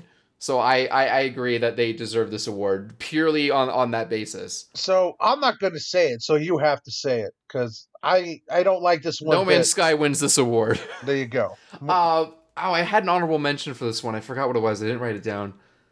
Among Us. I want to give an honorable mention. I mean, more just because it rose from the grave. Yeah, I wouldn't say immortal, just like it got second life. Like it. Right. Yeah, like maybe we need a second award for that, like games that, like, resurrected. Yeah, the resurrection. But I don't know if enough go. games do that. So when did Among Us actually come out? Was it 2018? 2016, I believe. No, it's 2018. I just checked. Okay, November 16th, 2018, and it gained enormous popularity within the last, like, 6 months. We'll get to that later. And speaking of, our next category, our next category is the Jack in the Box, another one of Michael's babies. Michael, what does Jack in the Box mean, my dude? I mean, you know, it's a surprise. We did not expect either this game to come out or expect it to be as good as it was. And so the nominees for the Jack in the Box game of the year goes as follows: Star Wars Squadrons. Holy shit! This game is $30. I thought it was 40, but This regardless, game is like, $40? this is a Anyway. budget title from EA, and it's good. And it has free DLC. And that VR And it's is fun. bitchin'. Anyway, What, like, where the hell has this shit been, EA? Like, all this time when you had this license, you could have been pumping out all these little, like, smaller titles, as well as your big bullshit that nobody actually wanted. mm-hmm. Where the hell was this, like, years ago? Next up, we got A fucking Half-Life sequel. Or prequel, I guess. Can't wait for the next one in 30 years. Next one. Yeah, we'll see. Because it ends on a cliffhanger, because of course it does. Of course it does. Next one, we have What the Fuck? Tony Hawk's What? Existential Nightmare. I'm just kidding. Tony Hawk Pro Skater 1+2. What? What? If you know, This you is know. almost as much a surprise as a sequel to Skate. Yeah. Guess what? I wonder when that will happen. This game is fun. What a dunk! Yeah, it's classic Tony Hawk. What's wrong with that? Yeah. And next up, we got who do we got, Mike? A little Devolver published game called Fall Guys, which everyone seems to think is dead. It's not dead. I don't know why. Just It's because not. you're not It's playing not it dead. doesn't mean it's dead. Yeah, a game with 10,000 players, even though that may not seem like as much, is not dead. That's a healthy player base, in my opinion. I don't know how many people are playing Fall Guys. I'm sure it's more than 10,000. Speaking of healthy player bases, This one's still going. the resurrection of the year, Among Us, coming. Fucking Among Us. Which, by the way, the last two games we just named, and the next one after this, frankly. Actually, let's name the next one, then I'll say it. So the next one is Hades. And these three games that we just said are clear indicators that the myth of gamers want expensive, graphical powerhouse games that are built with 100 man hours like per week. That is false. So high, all three of these games. The hottest game of last year was dudes that didn't have arms running around a cartoon spaceship, and it doesn't even have voice chat. And you know what, Mike? That does not seem sus at all to me. I mean, just man, we did not need 100 hours a week for horse testicles. Like, who gives a shit? I forgot about that. I'll never forget about the horse testicles. Finally, speaking of horse testicles, What? bug snacks. Beware Yeah. the old bug snacks. Michael, you got bit by the bug snack. I finished the bug snacks. Yes, you did. I actually didn't care for it. I thought it was kind of Wow. overblown a little bit. I mean, it was interesting, but like the gameplay was boring. So like yeah. I'm disqualifying that one right away, just because Alright. like. So Yeah, it was cool trailers and like what the fuck is happening. It has this weird like overtone of what the fuck is actually going on. everyone There's thought this was something wrong. Everyone thought this was secretly a horror game, which guess what? I still believe it's a horror game in my heart. It is a horror game, absolutely. I mean, I mean, you read how it ends. Like there's. Oh, I don't want to spoil it because some people probably care, but Yeah, it's not yeah. a really long game. It's mostly just padded by its difficulty, which is unnecessary. So I have a winner. I don't know if you do. I do. I actually already picked one. Okay, Michael, who is your choice? It's Among Us. Yeah, it's Among Us. Yeah, It's Among Us. I mean, like, it's Among Us. what was the biggest surprise? It was a game from 2 years ago showing up and just stealing the spotlight from everybody. It literally fits the definition, the description. Yeah, fuck it. Like, what? You want an in-depth analysis? It's Among Us. Fuck this. End segment. Yeah, well, actually, before you end the segment, I don't want to be the before it was cool guy, because I didn't actually play it before it was cool, but I do recall watching a streamer when I used to watch streams because I was still going to the office, so it must have been like early last year or like late 2019, but I remember watching them play Among Us. I was like, oh, this looks kind of fun, maybe me and my friend should play this, and then I just kind of forgot about it until it showed up and I was like, oh my god. It literally said, oh my god, that game. It literally said, I lived, bitch. And then Yeah. next Call an ambulance, but not for me. next category, Stinky Doo Doo PU. Which basically I didn't even hear about two of these, to be honest. So, which is basically like, yeah, these games suck. Just don't play them. Yeah. The nominations Bad were, game, bad you. Yeah, basically, yeah. Nominations goes as the PS2 classic Fast and Furious Crossroads. I don't even know what this is. You're gonna have to tell me because I didn't hear about this. Remember that game that got announced at the Game Awards? No. 2019. This was their showstopper, and guess what? It sucked. I literally didn't even know about this. Okay, I clearly forgot about the trailer. So it I looked must have like been like in the bathroom, looked- or just it didn't make an impact it on looked me. like a PS2. It looks like a PS2 game, and it's so bad. Moving on. Let me look up screenshots of this just so I know what we're talking about here. Okay. Do you want me to just read off the next of nominations? Yeah, go ahead and go to the next one. Okay. Next one is the 13 remake, which man, they Oh my butchered the God. fuck out. Yeah, you see it? I don't know if it's like PS2 bad. It's definitely PS3 bad. Yeah. So next up we got That's the PlayStation 3 face right there. uh-huh. So next up This we came got out this came out in 2020? yes. Oh my God, even the cars look like shit. Yeah. That's like the one thing that should look good, because like, you know, bad face models in a racing game, I get it. Your cars have to look good, and these don't. Yeah. They look so flat. What the hell? Yeah. Next we have the 13 remake, which god damn it, how do you you know, I didn't even know they made a 13 remake. it's yeah, hey, how do you fuck this up? You take away the cell shading. Fuck you, man. Yeah, that was bad. It's literally like, how does the old version of the game look better? Yeah, and then like next up we got Elder Scrolls Blades, which That was the mobile one, yeah, right? and it also it also It's got a just full of Switch port. microtransactions and It got a shit. Switch port, so that's why I put it. And like, yeah, Ugh. it's not good. Don't play it. Yeah. Uh, This one, if you bought this, you're frankly a fucking idiot for two reasons we'll get to. yeah. But it's FIFA 20 on the Switch. Ugh. The reason you're an idiot twice is because A, why are you buying a sports title from EA, you fucking idiot? They're always bad, and they're always the same thing as the previous year. Number two, Literally in this case, where it's actually last year's version, which leads me to the second point.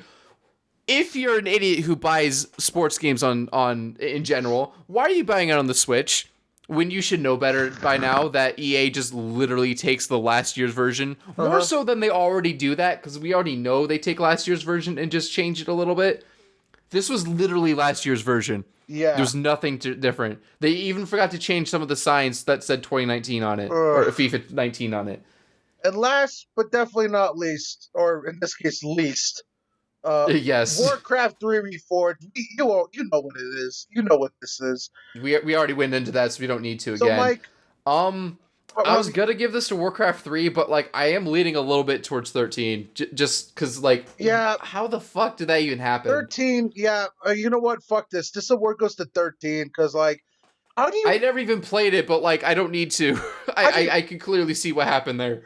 Whatever, man. Yeah, this stinky doo doo goes to the 13 remake. Fuck this. Speaking of, we just love hurting ourselves.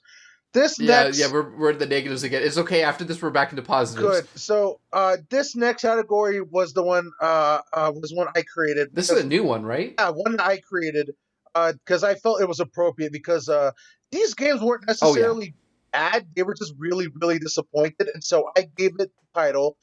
You were the chosen one. So yeah, games that were. You already know who wins this one. But- I don't even know if we need to read it, but Honestly, let's do it anyway. We'll just do it, and then we're gonna say the winner at the count of three after. Okay. Yeah. Nominations for You Were the Chosen One goes to Cyberpunk 2077. Don't need to get into that. We already did. Next and we're one. going to for a full 2 hours later. Next we have. Up next we have Marvel's Avengers. Big oof on that. My God. That breaks my heart. Next up we have. I mean, I frankly I saw that one coming, but like, that's still disappointing to see. Next we have the very very short Resident Evil 3 remake, which after the high of RE2 remake, like, kind of a kick to the nuts. It seemed like they kind of just shat this one out just to like fill space. Yeah. And, I mean, it looks well enough, but like, it's short. yeah, and repeat offender. Who's that, Michael? Was that triple repeat offender? Yes. That's Warcraft 3 Reforged. And next we have the forgettable Predator Hunting Grounds. Yeah, I literally don't know what that is. It was a multiplayer Predator game where shoot bangs. Wait, like a licensed Predator game? Yeah. Like clicky throat predator. Yes. There was a game out this year for that? Yeah, you didn't know that? No, I missed that. Okay. I mean, clearly it was forgettable. I And, must have. Maybe I saw it and I thought it was just like Mortal Kombat DLC or something. and speaking of repeat offenders, finally we have. Last of Us Part 2. All right, cool. We have a winner for this. Oof. Michael, 1, It's Cyberpunk. 2. Yeah, it's. I just want to say, It's Cyberpunk. You There's were no the debate. chosen It's one. Cyberpunk. They were literally the chosen one. Like, it's not even close. You're supposed to God. save the galaxy, not leave it in darkness. You were my brother, CD Projekt. I loved you. So the next award, Abe can't participate in because he's literally not privileged enough. I'm not privileged enough to play these games, but the category is named We Are VR, which is basically best. Is that a VR Troopers reference? He got it, ladies and gentlemen. He got it. Yeah. I was just like, hold the fuck on. I know that. Did you really? I was hoping someone would get it. Yeah. I can't believe I did. Yeah. VR Troopers, everyone. We do it. All right. So basically. So the first one. Yeah. Oh, sorry. So no, basically self-explanatory. Best VR game. Michael, go ahead and start us off.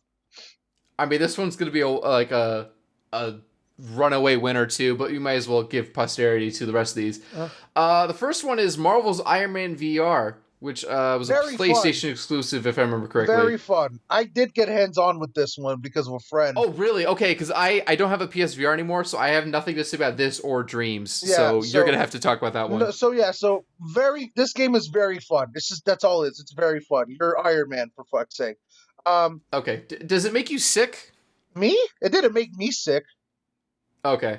I mean, that's always a question with VR games. It's like, okay, it's fun, but did it make you want to throw up your entire esophagus? Yeah, no, but I mean, it's just me. I mean, your experience may vary. Mileage may vary. That goes for all of these, frankly. So yeah, next up we have Dreams, which is like their it's Sony's Project Spark, but it's actually good. Yeah, I knew someone who got it, but I really it just looked like, again, like Project Spark or like Roblox, but better graphics. Yeah. I didn't even realize it had a VR setting to it. Mm-hmm. It's very some of the stuff you can create and experience in VR with this game are like top notch. So I really recommend you go and check that out if you have the means. In a YouTube video, like go ahead. It's really fun. Yeah. Michael, okay. you finished off the list with these two. So the next two, I did play these in VR. Is Star Wars Squadrons again.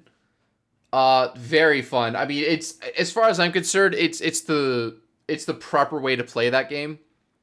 Just because it literally makes you fly better, because you can actually like independently look and turn without like using a bunch of thumbsticks and like button shortcuts. And also your field of view is so much wider. It's I mean, if you ever watched, like, you know, A New Hope and saw, like, the trench run, you're like, oh, I wish I could be in an X-Wing. This is it. Guess this what? is being in the X-Wing. Now you can. It's great. It's fucking Get great. a flight stick. Do it up. Yeah. I mean, yeah, you can go all out with this shit. It's so fun. And then following that up is Half-Life Alyx. Again, another repeat. I mean, that one's self-explanatory anyways. So like, it's Half-Life in VR. So just for fairness, I'm going to let Michael choose the winner because obviously I have no say in this. So, Michael, who is your winner for VR? It's Half-Life, dude. Yeah, Half-Life is the best VR game go. by far. It's so good. If you have the means, please play it. It is an unbelievably, immersive kind of goes without saying with VR, but like, I cannot stress enough what an incredibly immersive experience and how intuitive it is. That's the other thing is like, a lot of VR games, they feel like tech demos, or they feel like you know, really like low budget.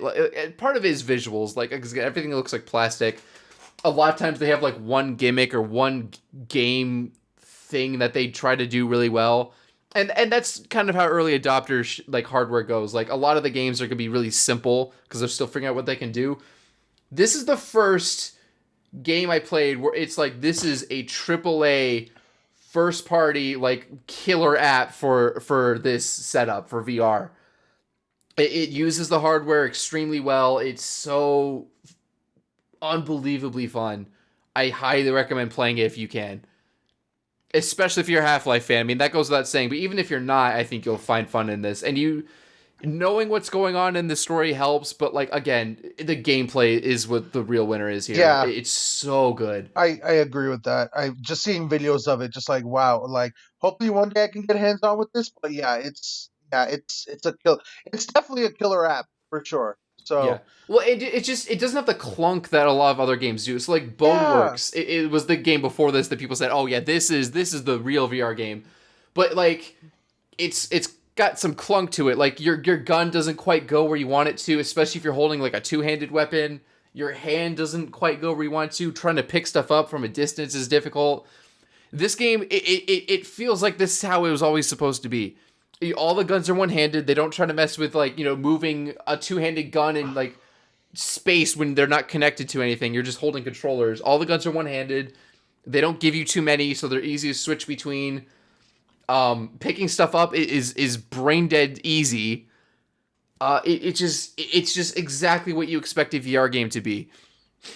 I hope more games are like this because it's really the benchmark going forward. yeah. Anyway, I've gushed about that game long enough. We should move on. Yeah. So next category is a new category, and honestly, if I'm being honest, hopefully the last year will have it. Not because it's Right. a bad Hopefully this is a category. one-off. If we're doing this shit again next year, I'm gonna be so upset. I know. So in that category is quarantine lifesaver, which basically blends down to the game that pretty much saved us in quarantine, making it fun for us to interact with our friends without having to endanger our health and well being.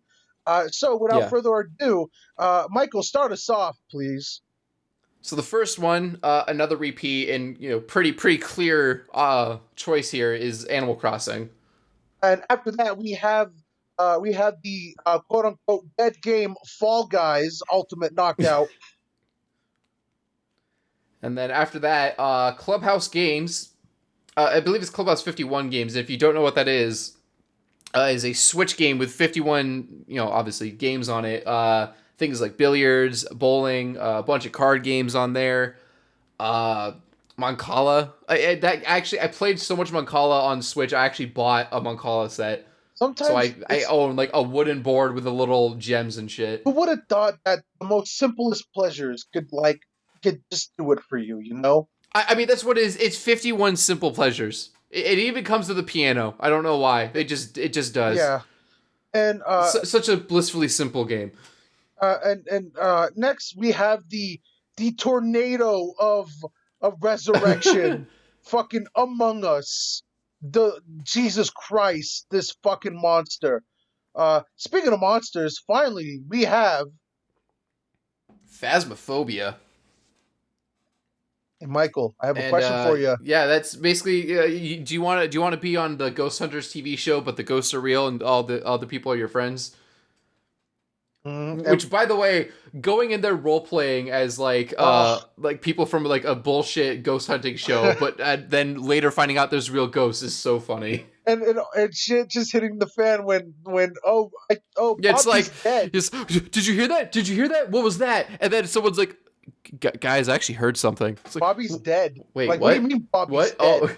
Oh my god, dude! I we'll talk about all these games. I actually played all these except Animal Crossing. Same here. But Animal Crossing is like very like it's Yeah, you know what you're getting. yeah. So like, I just want to tell a quick Phasmophobia story because it was so funny. So like, the first time me and my friends were playing it, we're going around, we're trying to yelling around and like listen to the speaker box and all that shit. So some of my friends, like, some lights start flickering, and the one guy's like, "Oh, fuck it, I'm out of here." He starts leaving, and then he's talking, and then one of my other friends who was still in the house with me, he's like, "Hold on, I want to go check the sanity meter real quick and see if everyone's doing okay and like check other stuff." He walks out the door. I'm following behind him. The door shuts in front of me. the radios turn off and all the lights in the house go off, and they can't hear me on the radio anymore. They just hear me screaming muffled through the door, and then silence, and then they go back in and I'm just dead on the floor. Oh my god. Jesus Christ. I did not expect to have so much fun and actually get genuinely scared by that game. By the way, that game also has VR. Yes, so sir. If it wasn't shittingly scary enough, you could make it worse. how to make yourself shit more. Let's get a VR headset on. You know, Yeah, when it's a shame that PT didn't stick around long enough for a VR port. dude, like, so when I first saw Phasmophobia and when the ghost wraps its hand around you, it remind me of the kitchen demo on PSVR, and I'm like, Jesus Christ, but no, thank you, I'm good.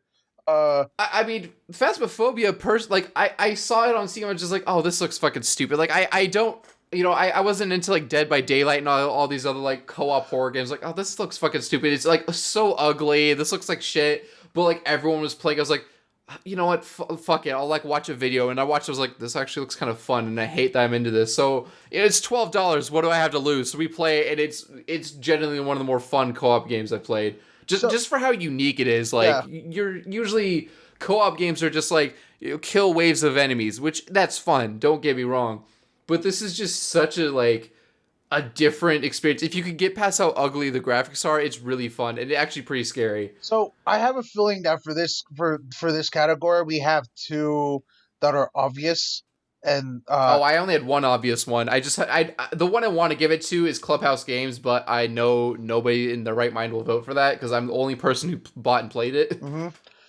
I just thought we were just gonna give this to Among Us because this is honestly. Oh, I thought we were just gonna give it to Animal Crossing. Oh shit. Well, fuck. Because I mean, when I see people talk online about how, like, they're trying to cope with COVID and quarantine, they always talk about Animal Crossing. You're right. You're absolutely right. So I think I think it's fair for when it came out and for the numbers it did and for like the. Well, so I think we need to decide, because this is our show. Do we want to award it based on what we feel like the factually correct answer is, or do we want it to be our personal answer? Because if it's personal, it's a Clubhouse Games, Among Us, or Phasmophobia. So no, like, if we're going off the general consensus of the rest of the fucking world, everyone would pick Animal Crossing. Because you made a good point, because people just wanted an escape from like reality, and like Animal Crossing brought the fuzzies for everyone. So it's only as fair. far as an escape from the real world, I think Animal Crossing does nail that the best. So yeah, I think it's fair. It's more than fair to give it to Animal Crossing, because okay. God, when people needed a coping mechanism, that was really. It came on exactly. It came like right in March when this shit was getting bad. Oh my god! Like, what did? I know they didn't plan that shit, but it feels like they did. Mm-hmm. So yeah, the quarantine it's also hilarious. lightsaber. It came out the same day as Doom. The quarantine lightsaber goes to Animal Crossing. Yep. Okay. I won't be bitter about that. That's fair. So these next two categories were two of my creation, and this is where me and Michael are gonna start the fight. This is where the fight begins. Yeah, I don't know if we're gonna fight, but it's gonna be hard. Yeah. So these just to re-clarify, these next two are our first ever musical based categories. I thought it was high time to give credit where credit is due, because in my personal opinion, I think that a game's soundtrack or OST is essential for a game. Like it could, a good soundtrack or a good song could make or break a game, and it adds to your enjoyment. So I thought it was. Well, on top of that, there's some tracks and some soundtracks that are so good it rivals, like, quote unquote real music. Yes. So I figured it's high time. I feel like it has been that way for a while now. And I figured it's high time to give some credit. So yes. Without further ado, the first one, which is a play on Oops All Dog Shit, is Oops All Bangers, which is basically best overall soundtrack. And yes. let's just list them, and then we'll Yeah, and then let's we'll just talk. go, dude. We're gonna have to spend time discussing this. So let's just go, Let's go, go. go. The first nominee for Oops All Bangers goes to Doom Eternal. Duh, fucking of course. And speaking of duh, of course, the next one is Hades. And speaking of course, next one is Final Fantasy VII Remake. And Yeah. then following that up is Spider-Man Miles Morales. And after that, we have the Demon Souls.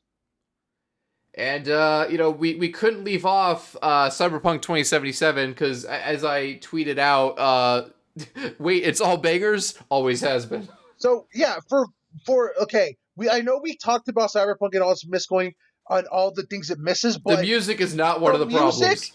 is one of the biggest positives of this game because oh my god. All right, so Michael, let's get I into would say it. it's visuals, but like they fuck those up a bit.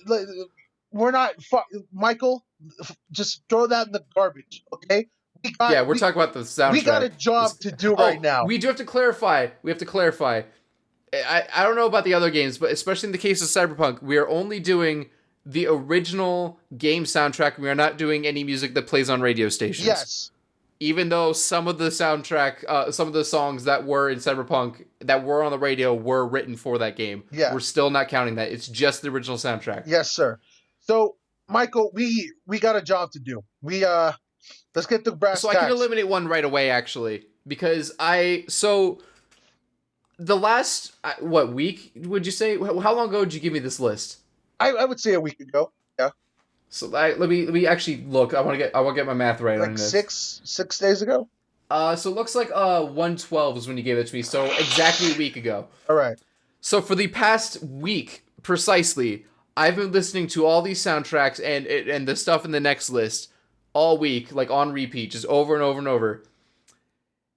And I've come to the conclusion that the Spider-Man Miles Morales soundtrack is not that great. There are two really good songs on there, but they're not. They're like the credit songs and the opener song. Yeah.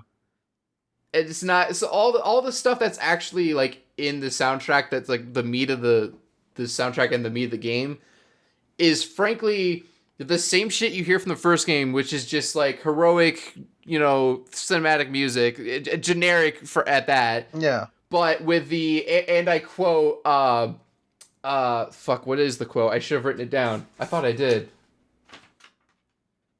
I did not write it down. But with the swagger of a black teenager. That is the only difference. There it is. I was hoping we would get to it. Yeah, like that's really all it is it's just the same cliche heroic cinematic music with like a bit of a trap beat under it. Mm-hmm. That is it. That's all they did. I consistently was skipping songs in that soundtrack whenever they came up because I was just shuffling all this shit. Yeah. And I was always skipping those songs unless it was the two that I like. Yeah. So okay, so I'm gonna disqualify that one right out of the gate. It's really not as good as I thought. All right, which leaves us with 4. So Michael, why leaves us with 5?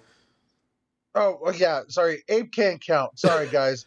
Okay, so 5 left. Michael, what do you when you're battling the hordes of hell and heaven, what soundtrack do you want playing behind you? Oh god. So the 3 it's between for me is Doom, Hades, and Cyberpunk. And I checked those 3 and then I circled Hades and Cyberpunk. But then I listened to Doom Eternal again and I'm just like, oh god, I don't know, man. So it's all good. So I have a feeling so by that logic, I guess like for just to get it out there, just to give its due credit, that Demon Souls music is really good.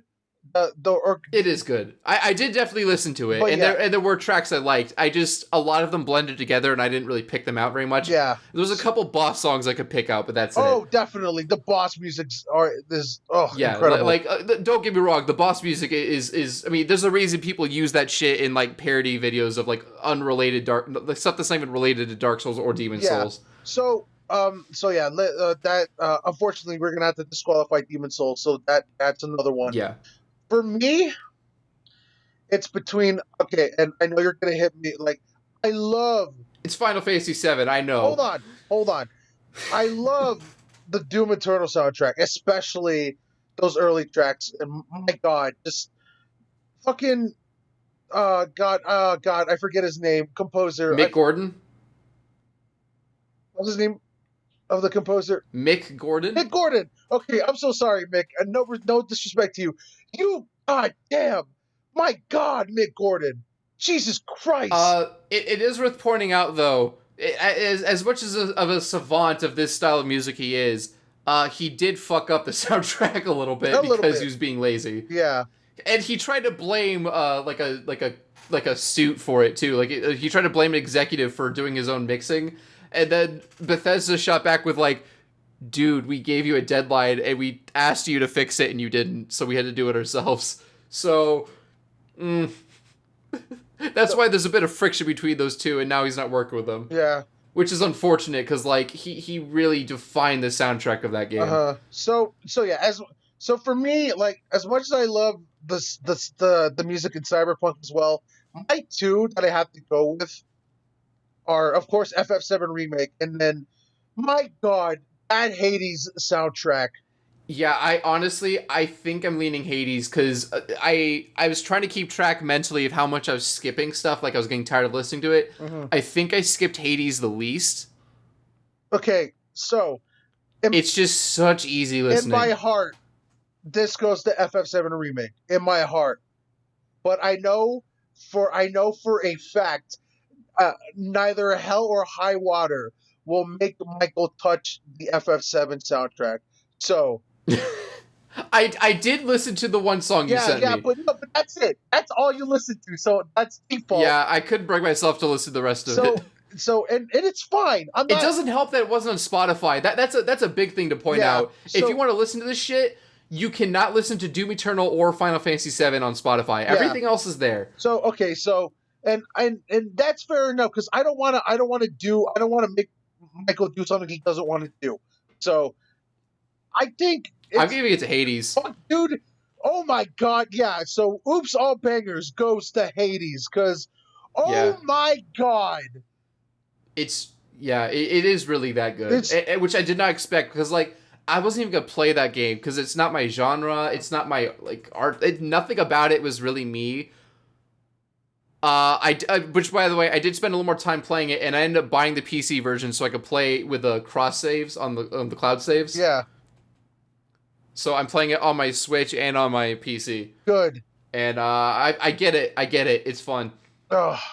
So yeah, it's definitely it's so rare that I play like a roguelike kind of game where I'm just like, fuck, I died. All right, let's keep going. I usually just get like, okay, I'm done playing. So I don't really care anymore. You can sum up Hades, and I'll bring this up later for a later discussion.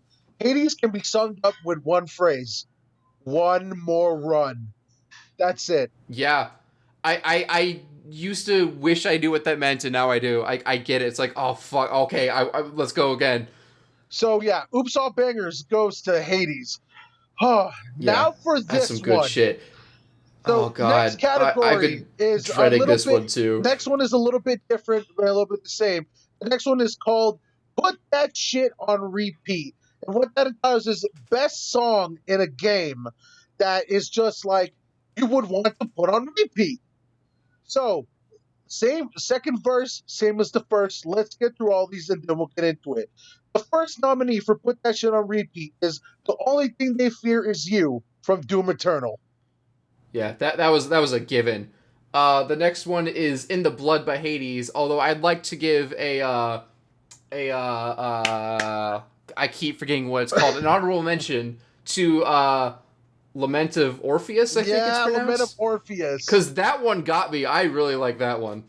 And next up, one after my own heart, we have Bury the Light from Devil May Cry 5 Special Edition. What a fucking banger. I have two things about that. Does it qualify? Like, I get why the Special Edition qualified for the other award.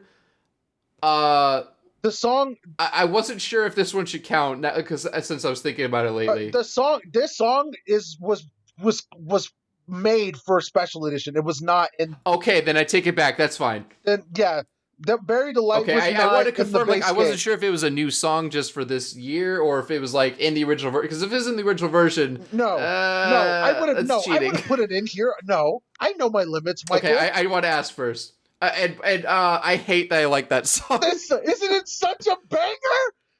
Yeah, it is. I hate it. And next up, what do we got, Mike? Next up is I'm Ready from Spider-Man Miles Morales. Those trap beats. Good shit. Those trap Good beats. shit. And another one after my own heart. One Winged Angel Rebirth from Final Fantasy VII Remake. How do we make one of the most influential boss songs in gaming and take it up to 11? This. Let's give it a 9-minute Yeah, I don't know what version. the original sounded like, but it was good. And finally, Michael, we have Finally, from Cyberpunk 2077, we have Pon Pon shit. No, I'm What? just kidding. What? I'm No? kidding. I'm kidding. I'm kidding. I'm kidding. It's Never Fade Away. Oh, Specifically, no. and I need to clarify this because there's actually two versions of this song. Yes. It's the cover version that plays during the credits, not the samurai version that plays on the radio. Yes. So, God, you threw me. I wrote down so I wouldn't forget to say Pon Pon shit instead. I even counted out to make sure I was going to read it. You threw me for a loop, my guy. I applaud you for that. Pon Pon shit. All right, Dude, I fucking hate that song. all right. Oh god. So, Mike, once again, we have a trial. Already? I already made a decision, but like Me too. Okay. it wasn't easy. Real quick. I love Doom Eternal. But I still believe, and Only Thing That Fears You was such a strong track, but I still believe that BFG Division is better. Yeah, I was thinking the same thing. It was like, I don't know if this replaces BFG Division, sorry. BFG Division is the end all be all. Yeah, like that. Oh. Also because I love BFG Division because a little behind the scenes fact about BFG Division. They told Mick Gordon when he was making the original Doom soundtrack for 2016, no guitars at all. Really? Yeah. And this is his fuck I you. did not know that. And BFG Division was his fuck you to him. And guess what? Oh, that was made out of spite? Yeah. Oh, that's even better. Yeah. Oh, that's great. Yeah, as much as I love, How the fuck do you make a Doom soundtrack without a guitar? I don't know. So, Like, I mean, I know the first two were like, you know, it was MIDI files, but it still was guitar, and it was based on metal tracks. That was like the whole fucking point. so yeah, I'm gonna have to disqualify Only Thing That Fears You. I don't know if you agree. Yeah. Um, I'm with you on that. I was thinking the same thing. and, Plus, again, can't listen to it on Spotify. yeah. Same goes for One Wing Angel, So unfortunately. yeah, so I love One Winged Angel Rebirth, and I love it, but there was one track that just had me going more. So I know it's gonna sound sacrilegious of me, but I'm gonna have to disqualify One Winged Angel Rebirth, even though I love it. It's on my Wow, phone. I did not expect that. I was afraid that was going to be like a death fight between us. There trying is to one get you that away is a from death that. fight. There is one, but we'll get to it. And then I'm gonna have to take for me, I'm gonna have to take off I'm Ready, as much as it goes hard. Yeah. Yeah. And Okay, for me, I can understand why it's on the list. But for me, it just didn't have the same impact as these next two. So I'm gonna have to take away for me Never Fade Away as well. No! Shit! Sorry, Mike. That was... I was waiting until you're done because I was going to say, there's one song on this list that I literally kept putting on repeat, and that was the one. Never Fade Away. Okay, so we know Michael's pick. So let's get done with my thing, and then we'll fight. Yeah. In the fucking blood. Oh my god. when I hit credits on Hades and this song started playing, I could tell. I haven't finished it yet, but I could tell, like, oh, this is the credit song. it the meaning, it has so much meaning with you play, obviously no spoilers. So does Never Fade Away. Hold on. This is such a good song. This, and also just They're both good. the guitars into it, like, oh, just good. I love it so much. I adore it. But there is one other song. The one song that I had on repeat the most times in my phone, and on Spotify and on YouTube, besides In the Blood. So it it hurts me, but In the Blood did not make the cut for me. For Really? me, Okay. Bury the Light, huh? Bury the fucking light. Oh Yeah, it was good. my god. Mike, I know that. Okay, real quick, let me just get my 2 cents out on this, and then we can decide. This song, so when I first when DMC Vibe Special Edition was announced, this song was played, and I was like, what the fuck is the song? Because Virgil is a character that is legendary. He's up there with Sephiroth and all the greatest gaming foils of all time, and it just captures his character so well, and it embraces the cheesiness and the metal aura at DMC, and captures, and just like the angstiness of that whole world, and it just takes it up to 11.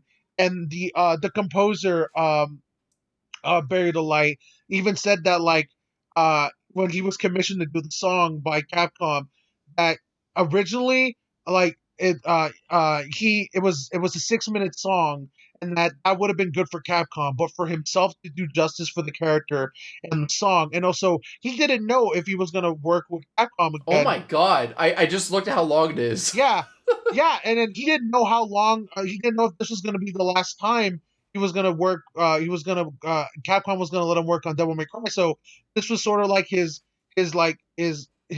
all or nothing, his farewell to Devil May Cry.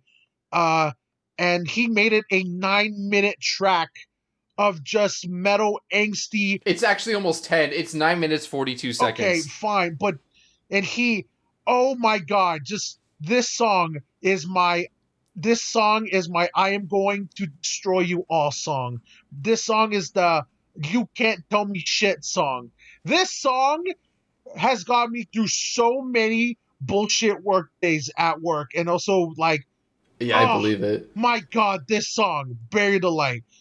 Now, Michael, I have my 2 cents on Bury the Light. You will, I will now give you the floor, for Never Fade Away. Take it away. So funny enough, that last part you just said, this is like the polar opposite, because again, I specified this is the credits version, not the, like, it's a cover. This is not the samurai version. Yeah. That plays on the radio, because the samurai version is it's like a rock song. It's the same lyrics, but like, because I can't spoil the game because it's like too new for me to like talk So about the without endings and spoiling shit. the game, like, why? So basically, just explain why this track does it for you, just like how I did with Bury the Light. So go So ahead. it was it. There's like a little bit of a credits scene, not a post credit scene, but like a during credit scene that's kind of related to your ending, and then like the first ending I got hit a little too close to home with like my personal like fears and like anxieties, and then just hearing this shit hit, and it like feeds into exactly all of the themes of the game that this, like, because again, like, that's a strong point, is the story and the writing, and it just reiterates all the themes of the game about, like, not, on the face, like, never fade away. Like, you can see how it's like a cyberpunk game about being like physically augmented with like machine parts made by corporations, like how it's about losing yourself and your identity and who you are. On the surface level, yes, it's that, but like the game is so much more of that than just literally replacing parts of your body. Like, it's literally losing your personality, your identity, and like not knowing where you fit in the world, and like what are you willing to do to keep that or to make a name for yourself so you don't literally fade away from the memories of other people you had an impact on. And that's what the song is all about. And it's like a very slow, melancholy song. It's oh god. I don't know how to talk about it without spoiling shit, but like that's really what it's about. It's Michael, about not losing right now, who you are. and I know what happens in the game, and you did the absolute best you could summing this up, and like without spoiling anything, that is the best way to sum it up. Like even though I didn't have the same personal attachment to it, you nailed it. You nailed it. So I'm gonna cut this out. I just need to ask you, which ending did you get? I chose. Okay, so We're sorry back. about that. We had to talk about our cyberpunk endings. So yeah. Um, So yeah. Just so we can judge this fairly. So okay. This is how. So okay. So I just wanna and I by that discussion we had and the point you made, I know that you are dead set on Never Fade Away, especially since it has very personal connection to you. And I am in the same way for Buried Alight because of like just right. the Should we just give this two different awards? do you want to? I don't know. I feel like we shouldn't, but like we're gonna be at a stalemate forever if we So don't. okay. All right, just so we can Because it's clear that these songs are very personal. it's yeah, because like for Buried Alight, even though like okay, so kind of Michael gave his reasons why it says for me, the reason why I love Buried Alight so much is because it's about and this isn't really a spoiler because like Virgil's story has been around for a while. I'm not going to spoil where it ends up in 5, that's for sure. But basically, it's about like the crux is like uh he was when him and Dante are siblings. When they were growing up, they were attacked by demons, and their family was killed. And their mother was killed, trying to look for Virgil because he was playing out in himself in another location of the house. And so he thought that his mom just took Dante and left, and he was forgotten to die. So he sort of has that like I'm not worth. Uh, he has like basically has mommy issues and all that stuff. But like other than that, he has this inferiority complex to Dante, even though he's the oldest, and so he does everything he can, and he's fixated on the idea of like I have to do and give up whatever I can in order to become stronger than that person. And even if that includes burying the light within me. No spoilers involved, but yeah, that's Whoa, and just it's to fucking hardcore, dude. yeah, no, exactly. And he is such an edge lord. It's not funny. Like it fits him so well. And Remind me again, which one is the Virgil? blue one. He's white Okay. hair.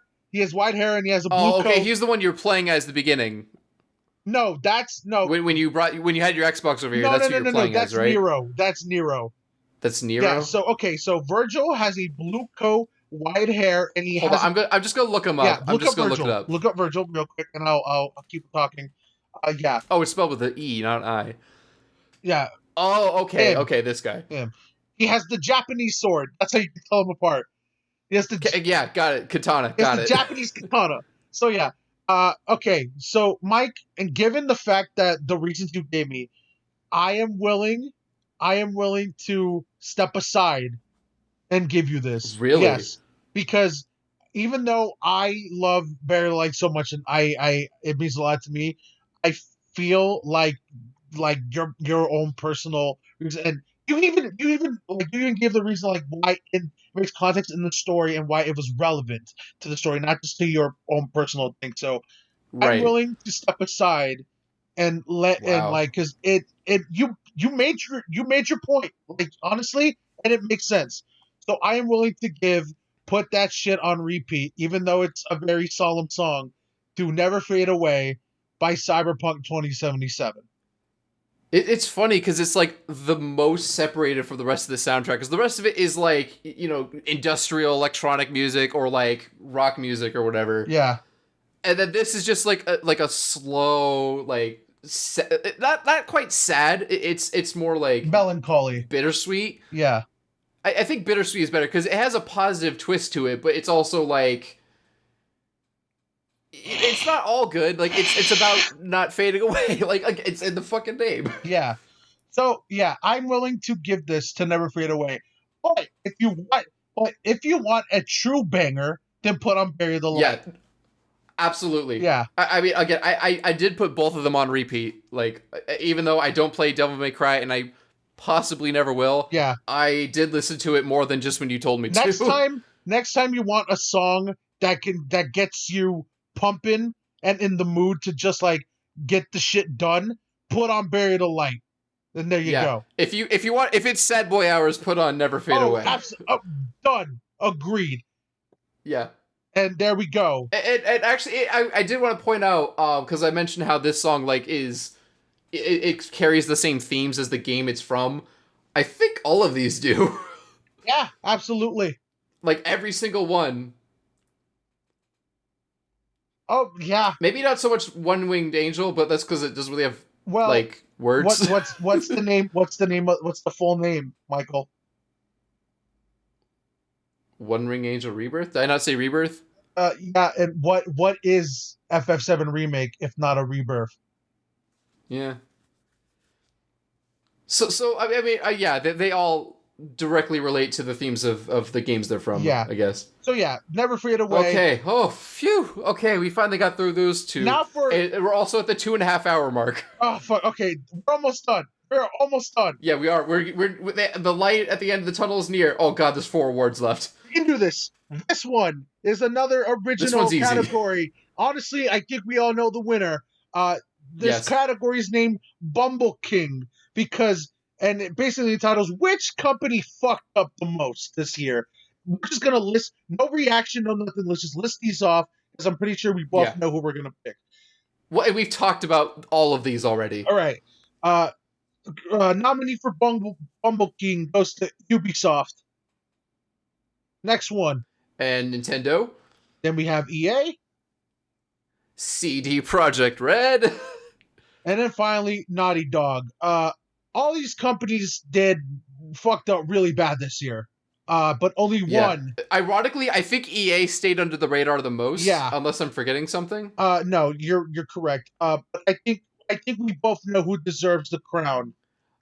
I mean, which is the only one that absolutely ruined their reputation? It's CD Projekt Red. Ladies and gentlemen, the rest of these still have fans and are still vaguely redeemable in some degree. Ubisoft, I don't know. CD Projekt Red fucked up. Ubisoft, I don't know, but yeah, CD Projekt, yeah. Yeah, Ubisoft was why I hesitated. It was like, I don't know if I want to call them redeemable, but the other 3 might be. And even EA, I don't know. Yeah, so this year's Bumble King. CDPR absolutely fucked up, though. This year's Bumble King goes to CD Projekt Red. There we go. Which is, I cannot believe they were even nominated. Heartbreaking. Frankly, it's heartbreaking. I cannot believe that's where we are. Yeah. Next category, and I think part of the reason they get it is because they should know better. We deserve better from them. Next category is one of Mike's creation. Michael, explain this very special, fun category you made up. Yeah, so we added 2 new categories, more specific to us, and this one is Michael finally played, because I'm notorious for buying games and not playing them. Yes, sir. But I made an effort over the last 2 years to actually go back and play some shit, so there's a decent list here. And the first nominee is Death Stranding. I only just beat this, like, a month ago. Yeah, since this is your category, I'm just going to let you get all these, so go ahead. Okay. The other one, I had to check Twitter to make sure, but I did not beat the original Legend of Zelda until January last year. Jesus. Like, OG NES Zelda. I beat it last year. Subnautica, I played that one on and off for a couple years, and I did finally beat it last year. You don't beat this game, but it's in the name, Beat Saber. I got VR, so I finally got around to playing it a decent amount. And the last one is Resident Evil 2, which I did not finish, but I played a fair bit of it. I mean, I got to where you get X, so X did give it to me. Good.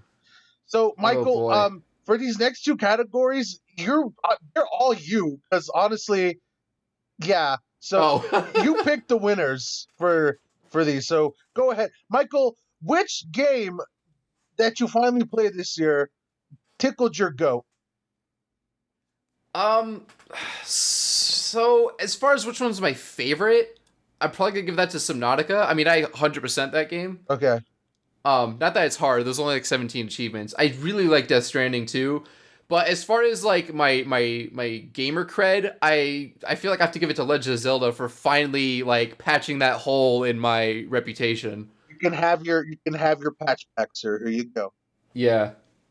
Now, So yeah, I'll give it to that. for I'll let you read the next one though, and then am I picking the award for that too? yeah, because you're the one that had to put up with it. So yeah. Okay, yeah, fair. So the next category, to make it fair, I let Michael put in this Abe category. Which, Michael, what is the name of this category? Abe won't shut up about. Which is games Abe, that I tell wouldn't us what you won't shut up about. Pretty self-explanatory. Even though before I read them, I want to give two caveats.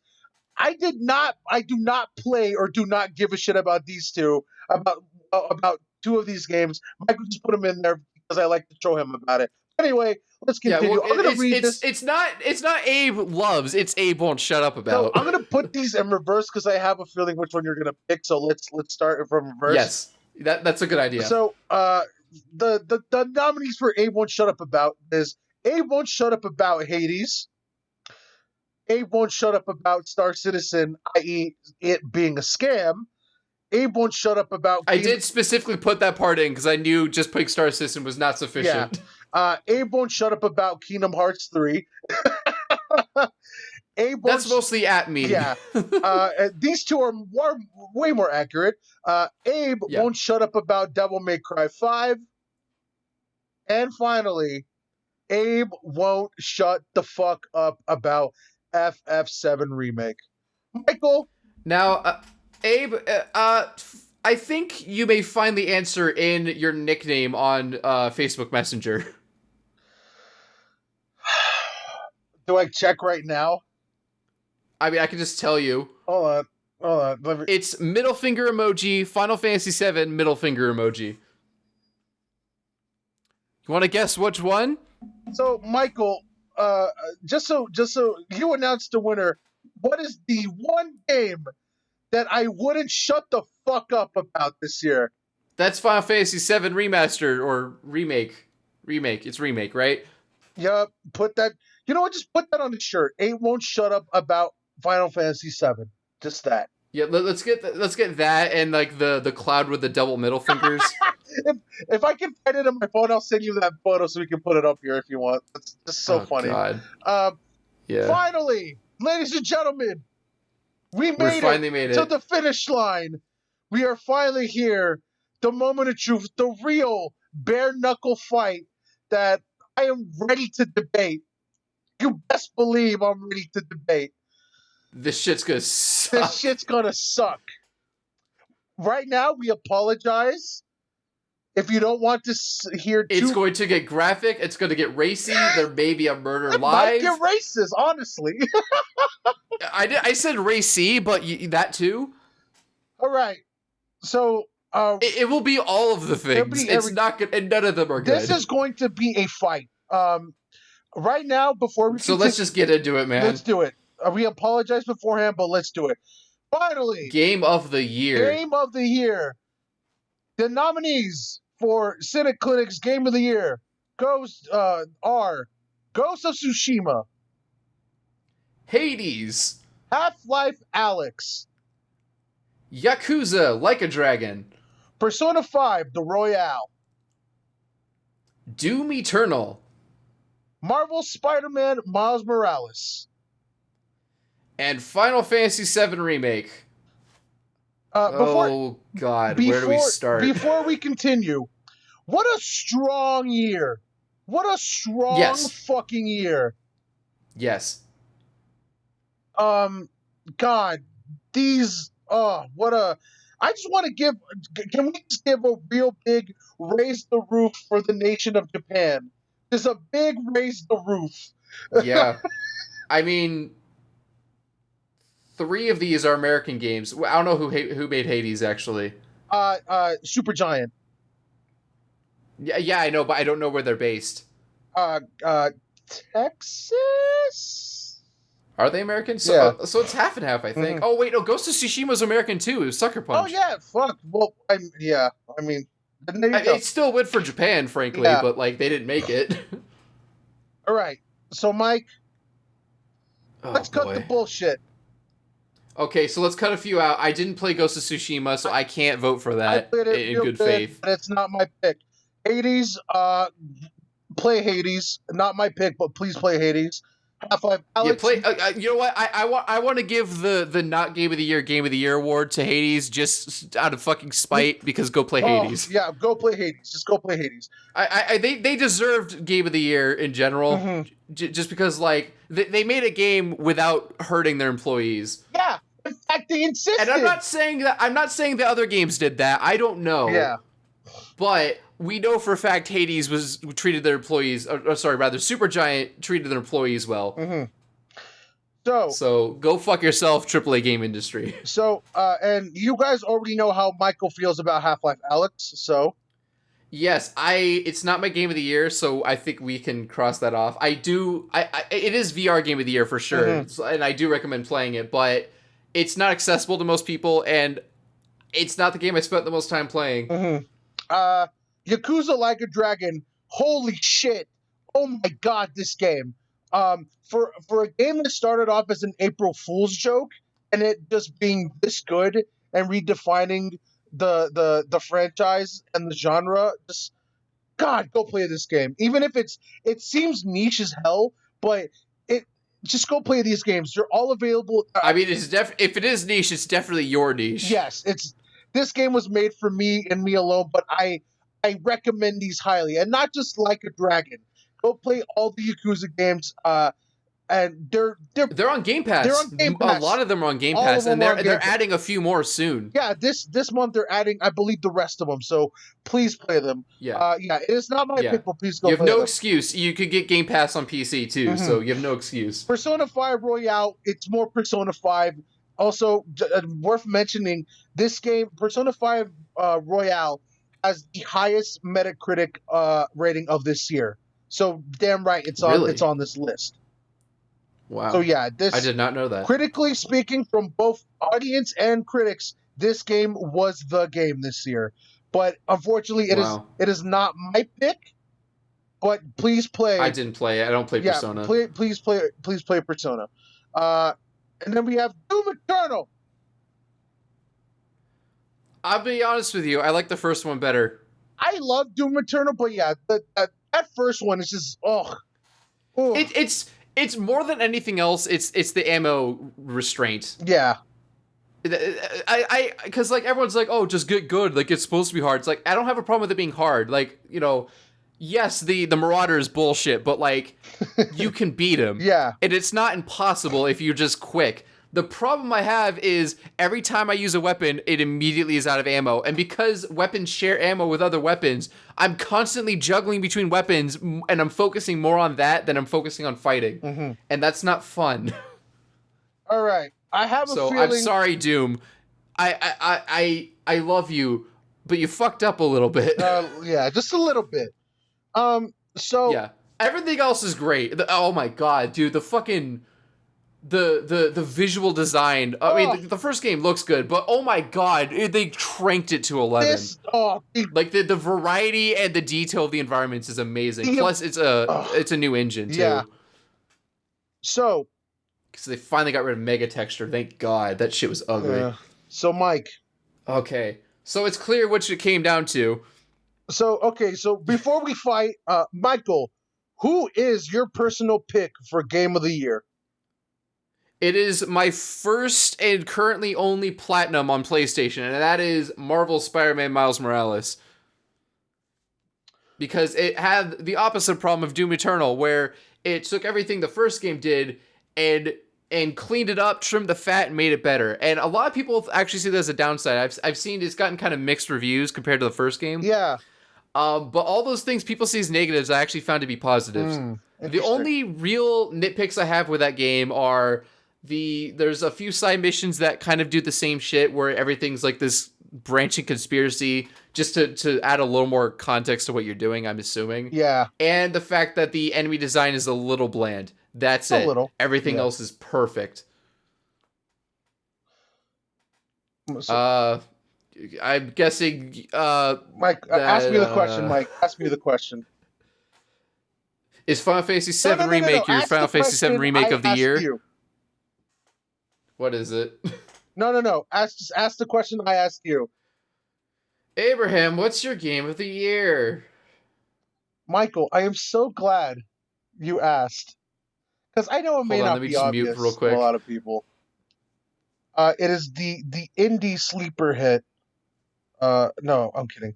It's How many Final times you can Fantasy go to VII the indie Remake. game well? It is the game God of a. damn it. It is the game that defined a generation and a game genre that got a well-deserved fucking resurgence. Oh my god. This game not only met my expectations, but beat the shit out of my expectations. I am so glad that I am living in a new golden age of Final Fantasy VII where more and more people can finally experience why this game is so godlike and why it is, in my opinion, the most important game to ever come out.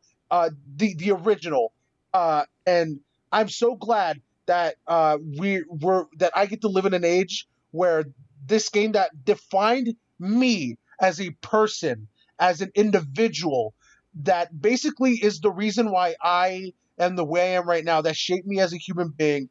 I'm so glad that so many people can experience, or I hope can like experience the same emotion, characters, and just like wonder that I felt when I first popped this in into my hand me down PlayStation One when I was a kid. Just pure like, and I know what you're gonna say. Is this pure nostalgia?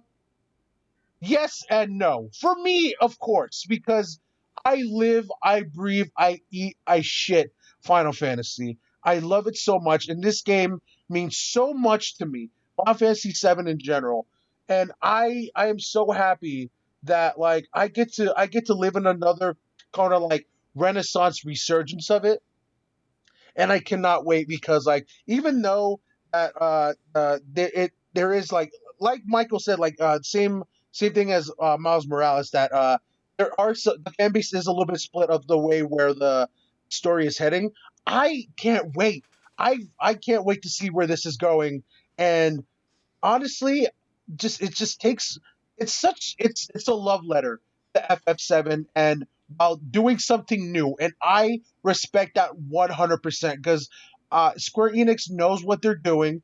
It feels like Square Enix knows what they're doing and that they know the weight and the severity that this game holds, and basically it is a linchpin in their company and in their name. And so far as like this game has been people have been wanting to make wanted to have this remade so far that I wanted to tell the story specifically on this podcast where Michael, I don't know if you may or may not heard about this, but when Final Fantasy 13 was coming out, and they were having the big like launch event like at the stores and the lines, like basically what Nintendo does, like be the first customer to hold the copy of it, take a picture with the president. They were with the president of the company, and they were just doing it all up.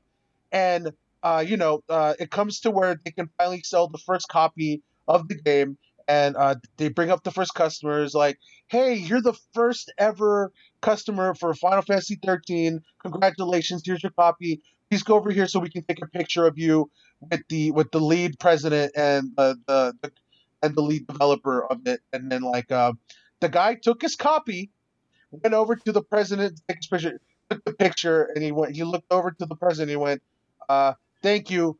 And he said, please remake Final Fantasy VII. And he left.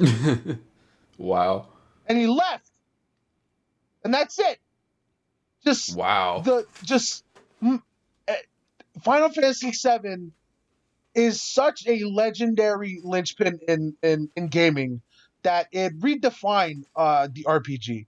And I know that a lot of you are going to be sick It and sounds like, to put it into terms I'm more familiar with, it sounds like it's the Halo of JRPGs. yes, but and just like not even that, like I don't want to sound like I'm smelling my own farts and that like, I'm getting on my own soapbox because I know that I'm biased as hell.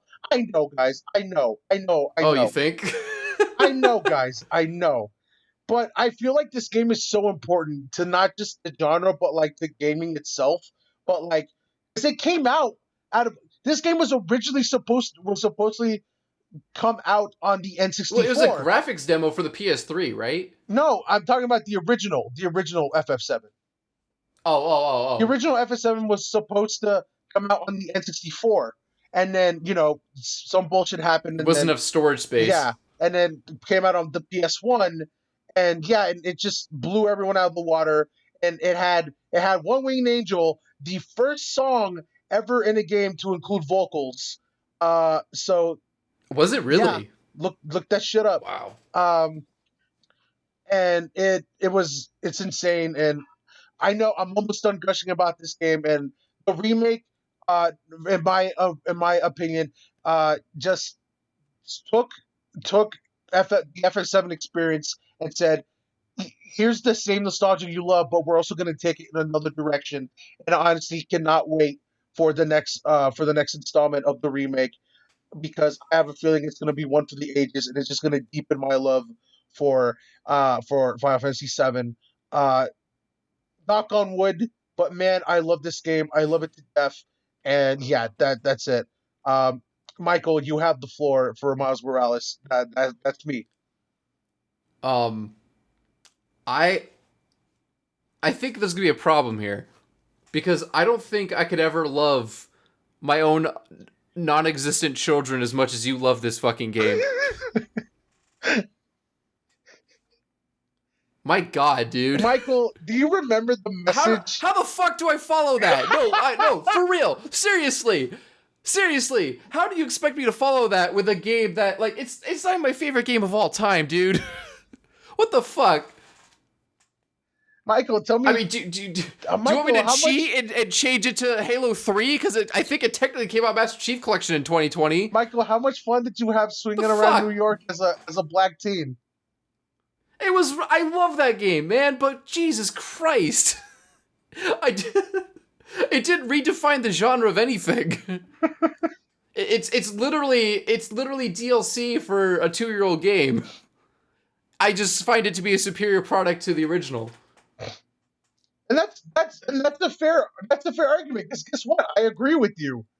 I was actually just thinking about that. Like, I guess it's kind of the same thing, but like, I don't know how I can compare these two games in any objective way and coming on top. Aside from the fact that you literally won't budge, what the hell do I say about this game? Michael, we can fight. I mean, I'm ready to fight. I have my. I know you're ready to sword. fight. I'll beat. I think I've got smaller boxing gloves than you. I don't know if this is a fair fight. I'm not even in your weight class right now. And that wasn't a fat joke. I literally don't love this game as much as you. Michael, Fuck me. Am I really about to be strong-armed into giving an award to Final Fantasy VII? Because that's where this is going. All right, okay. I need to stop being defeatist. I need to at least put on a facade of defending Michael, the honor of just Miles Morales. Michael, that's why I gave you the floor. Talk about the game. Talk about what you love about it. Come on, Come on. All right. Go. So I mean, 2018, fucking everyone loved Spider-Man. That shit was like 10 out of 10, 9 out of 10. Like what are the classic Sony first-party games for PS4 that everyone loves? And this game did everything that game did right. It did it better, and it did everything they did wrong and just removed it. Don't need that shit. Fucking get it out of here. We only got 7 hours here. Let's not waste any time. There's no fucking bullshit missions. We have to walk around as Metal Gear Mary Jane. I hate that shit. I hate Metal Gear Jane so much. This is one of the worst parts of the original Spider-Man. I'm glad you caught that. Metal Gear Jane. So awful. No, you are Spider-Man. And you're only Spider-Man. And that's all you do. I mean, you go around as Miles a little bit, but that's part of being Spider-Man. Is sometimes you have to go as your alter ego, as your mild mannered alter ego to kind of get, live your life, even though they did cleverly set it during winter break, so like you don't have to worry about school or any shit like that. Because again, like we don't have time for that shit. You're Spider-Man. There's a little bit of stuff where like you set up for Christmas dinner with your family. There's a couple of side missions where you have to go in as Miles to kind of figure out what's going on and then save the day as Spider-Man. Which was, I really like that little side mission you do. I think it was the one where you have to save a fee center who has their pipes blocked up. So you have to talk to the people who live there and find out there's actually more going on with that. Oh god, just the fact that they trimmed all the bullshit out is great. And then on top of that, they did not skimp out on the outfits. And it has the best Spider-Man outfit of any game. I will say, the outfits in this game blow the ones in the original out of the water. Oh, absolutely. Like don't get me wrong, the ones in the first one were good, but it's mostly like nostalgia bait. The ones in 2 got fucking drip, dude. Oh my god, the 2020 suit is one of the best video game outfits I've ever seen in anything. Oh, you mean the Daft Punk suit? Yeah, that one's dope. Yes, the fucking Daft Punk suit. Dude, that shit is awesome. And let's not even talk about the fucking cat suit. Oh, Spider-Cat. You get Spider-Cat. Spider-Cat. You get fucking Spider-Cat. And let's not forget the 30 FPS Spider-Verse suit. Jesus Christ. Oh yeah, you could turn, so you could get the Spider-Verse suit, which is from the best animated movie of all time. Yes, sir. Fucking fight me. And it has a modification you can equip, which makes it low frame rate. And there's another mod you can equip where it gives you the comic book like pop, pop, wow, like all the little starburst effects when you punch people. Oh god. Oh, so good. And like the story isn't too bad either. Like it's nothing too groundbreaking, but it's a very personal story to Miles. There's a little bit of stuff with the Prowler in there, which if you know, you know. You know. And yeah, but the ending cutscene, and it does the classic Spider-Man thing where like the villains aren't always villains. Sometimes the villains are just heroes that are misled in what they're doing, and they're doing the wrong thing. And then they're heroes when they need to be. And I love that. I mean, it harkens back to like Spider-Man 2, the Sam Raimi ones. Like in the end, the hero was Doc Ock. It was not Spider-Man. Doc Ock saved the city. So I love shit like that. I guess I spoiled the end a little bit, but like, you get the idea. And yeah, I mean, I loved it so much. I played it twice on New Game Plus. The New Game Plus didn't really add anything, and not anything I noticed, but fuck it, I got my platinum. Who gives a shit? And it's not like it's that long of a game. Like and I like that. I like that it wasn't too long and it didn't waste my time. It gave me the story, it gave me the missions, it gave me some side stuff to do, and I did all of it. And I did it in the time that I wanted to spend in the game, and now I'm satisfied and I'm done with it. And that's why I like that game so much. It was exactly what I wanted. I guess you could say it was your time, Michael. Yeah. That was actually, I believe, the original nomination for the Spider-Man song. Yes. So I believe we are at, as they say, an impasse. Yeah. And it's going to Final Fantasy. Are we fucking kidding ourselves? What was that? I can't hear you. What was that? You did hear me. Shut the fuck up. It's going to Final Fantasy 7. Ladies and gentlemen, Cynic Clinic's 2020 Game of the Year goes to Final Fantasy VII Remake. Though I will admit that I kind of strong-armed Michael into that one, but be fair, literally, I can't defend. I could maybe defend Half-Life Alyx that well, but it wasn't even my Game of the Year. I will be fair. Miles Morales for me was such a like what a way to follow up an already 10 out of 10 experience with another 10 out of 10 experience. Absolutely. Like I mean, I think the first game was like an 8, maybe a 7, Mhm. just because of all the bullshit. But because this doesn't have any of it, it is immediately a 10 out of 10. I think I told you within 2 weeks, I'm like, this is a 10 out of 10. This game's fucking yeah. perfect. Now I yeah, as we said, all of these games on this list are worth your time and money. Absolutely. Even if all of them aren't, pick one that you're interested in and that you want to play, and just play it. All these games are I mean, amazing. frankly, these games are available on a variety of platforms. I mean, we have a VR game in there. We have PlayStation exclusives. We have games on everything. On everything. We got Fucking games on Hades will run on Switch. anything. Yeah. Fucking yeah. Yeah, Literally. yeah. Two of these games are on Switch. Technically, Final Fantasy VII's on Switch too. It's just the original. Yes, the original. Yeah. Go play the original if you don't like that remake shit. Go play the original. Isn't If you don't Persona like, 5 Royale on Switch too? huh? I saw something Persona 5 No, related on Switch. Is that Persona Royale? 5 Strikers is coming out. That's different. Oh, okay. Yeah. That's what I saw. Okay. Yeah. But even still, two of these games are available on Switch. Yeah. All of them, except for Tsushima and Miles Morales, are on PC. I think Final Fantasy VII Remake's on PC. Not yet. It will be though. Oh, okay. Yeah. So it's going to be, but It's like, still because technically you have it's access still, to at least one of these games. Go play it right now. yeah. Go play. Yeah. Like even if it's not my pick or Michael's pick one and just go. Like these games are amazing. Because Like they're I all said, good. a strong year for gaming. I can't believe how strong it was, given the fact the bullshit that developers had to deal with this year, especially this year. Some quality games came out this year, and I mean, it's amazing what we still ended up with, Mhm. considering the circumstances. and for all intents and purposes, like I think it's safe to say that like whether that either Michael's pick or my pick, like it really helped us go through this like really sandbag of a year and to just Yeah. escape for even a little while. And Michael got to swing through New York. I got to be in a cyberpunk world with a big sword. It let us escape. I thought you were talking about Cyberpunk, and I was about to be mad at you. I was No, like, no. nah, dude, that was disqualified for fucking good No, reason. no, no. Sorry, not cyber steampunk world. My bad.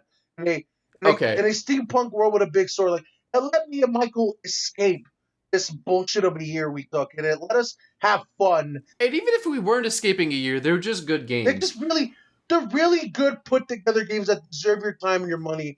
And once again, go play one of them. If not all of them, one of them. And At least play Hades. Go yeah, fucking play play Hades. fucking Hades. Holy shit! And also bump that I think everyone soundtrack would for like everything. Hades. Ugh. I don't know anyone who doesn't like Hades. I made Danielle play Hades, and she loves You made me play Hades, and I would never have played it on my own. play Hades. Go play Hades.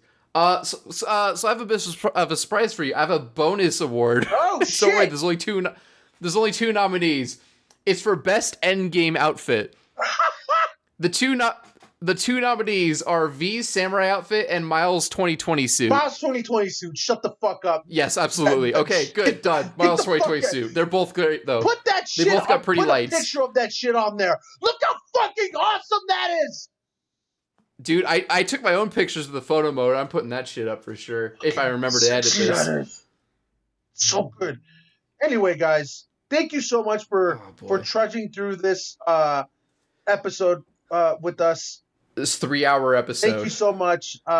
Expect more Cynic Clinic episodes within the year. Hopefully, it gets to the point where me and Mike will be able to record in person. I want to see this fucker more because I love him and I miss him. I'm assuming based on where things are at, maybe by the fall we could start doing this again. And you know, I don't know if you all forgot, but we had made plans to do like regular streams. Yeah, and I want to do that again. I would like to do that. Yeah.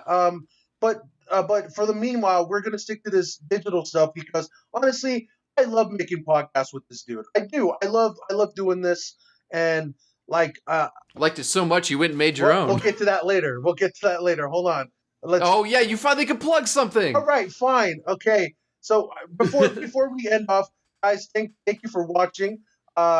If you want to check out more of my stuff, follow me on Twitter, and also Michael. Michael's finally glad I get to say this. I have something to plug.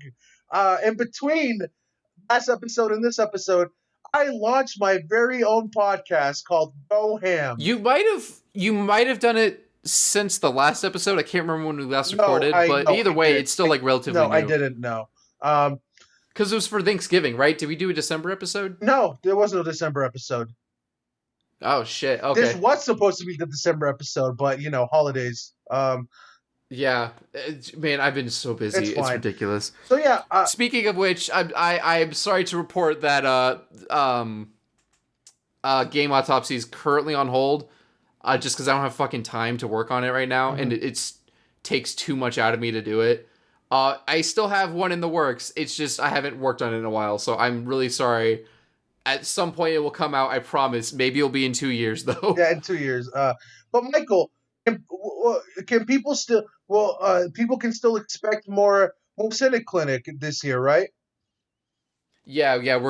I mean, we try to stick with our original plan of once a month, but especially with COVID and what's going on lately, that's been difficult. So we're doing our best with what we have. When we find a reason to make an episode, then we'll make an episode. But yeah, We at least have the next one figured out, Yeah. and we still have that other one in your back pocket. Ooh, yes, I do. And also, let's not forget that Zack Snyder's Justice League comes out this year as well. Oh, fuck me, that's right. We So- had plans to talk about that, didn't we? Yes, sir. I have the original Oh, DVD, God. so we're ready to go. So yeah, Yeah. guys, go. And I have HBO Max, dude. I don't know if I told you I have access to HBO Me Max. too. We can do it. Let's do it. Okay. All right, guys. Sweet. So once again, thank you for listening. Hope you guys liked the episode, and hopefully this year's a whole lot better than the trash fire we had last year. But yeah, Michael, Wear a mask over your nose. where a fuck. I see you. I see you out there with the fucking hanging off your nose and below your nose. I see you doing that shit. Stop it. Okay? As of recording, Arizona has the worst infection rate in the world. Quit that shit. Wear a I mask. see you doing it. Wear a mask. Wear a fucking mask. Bye, guys.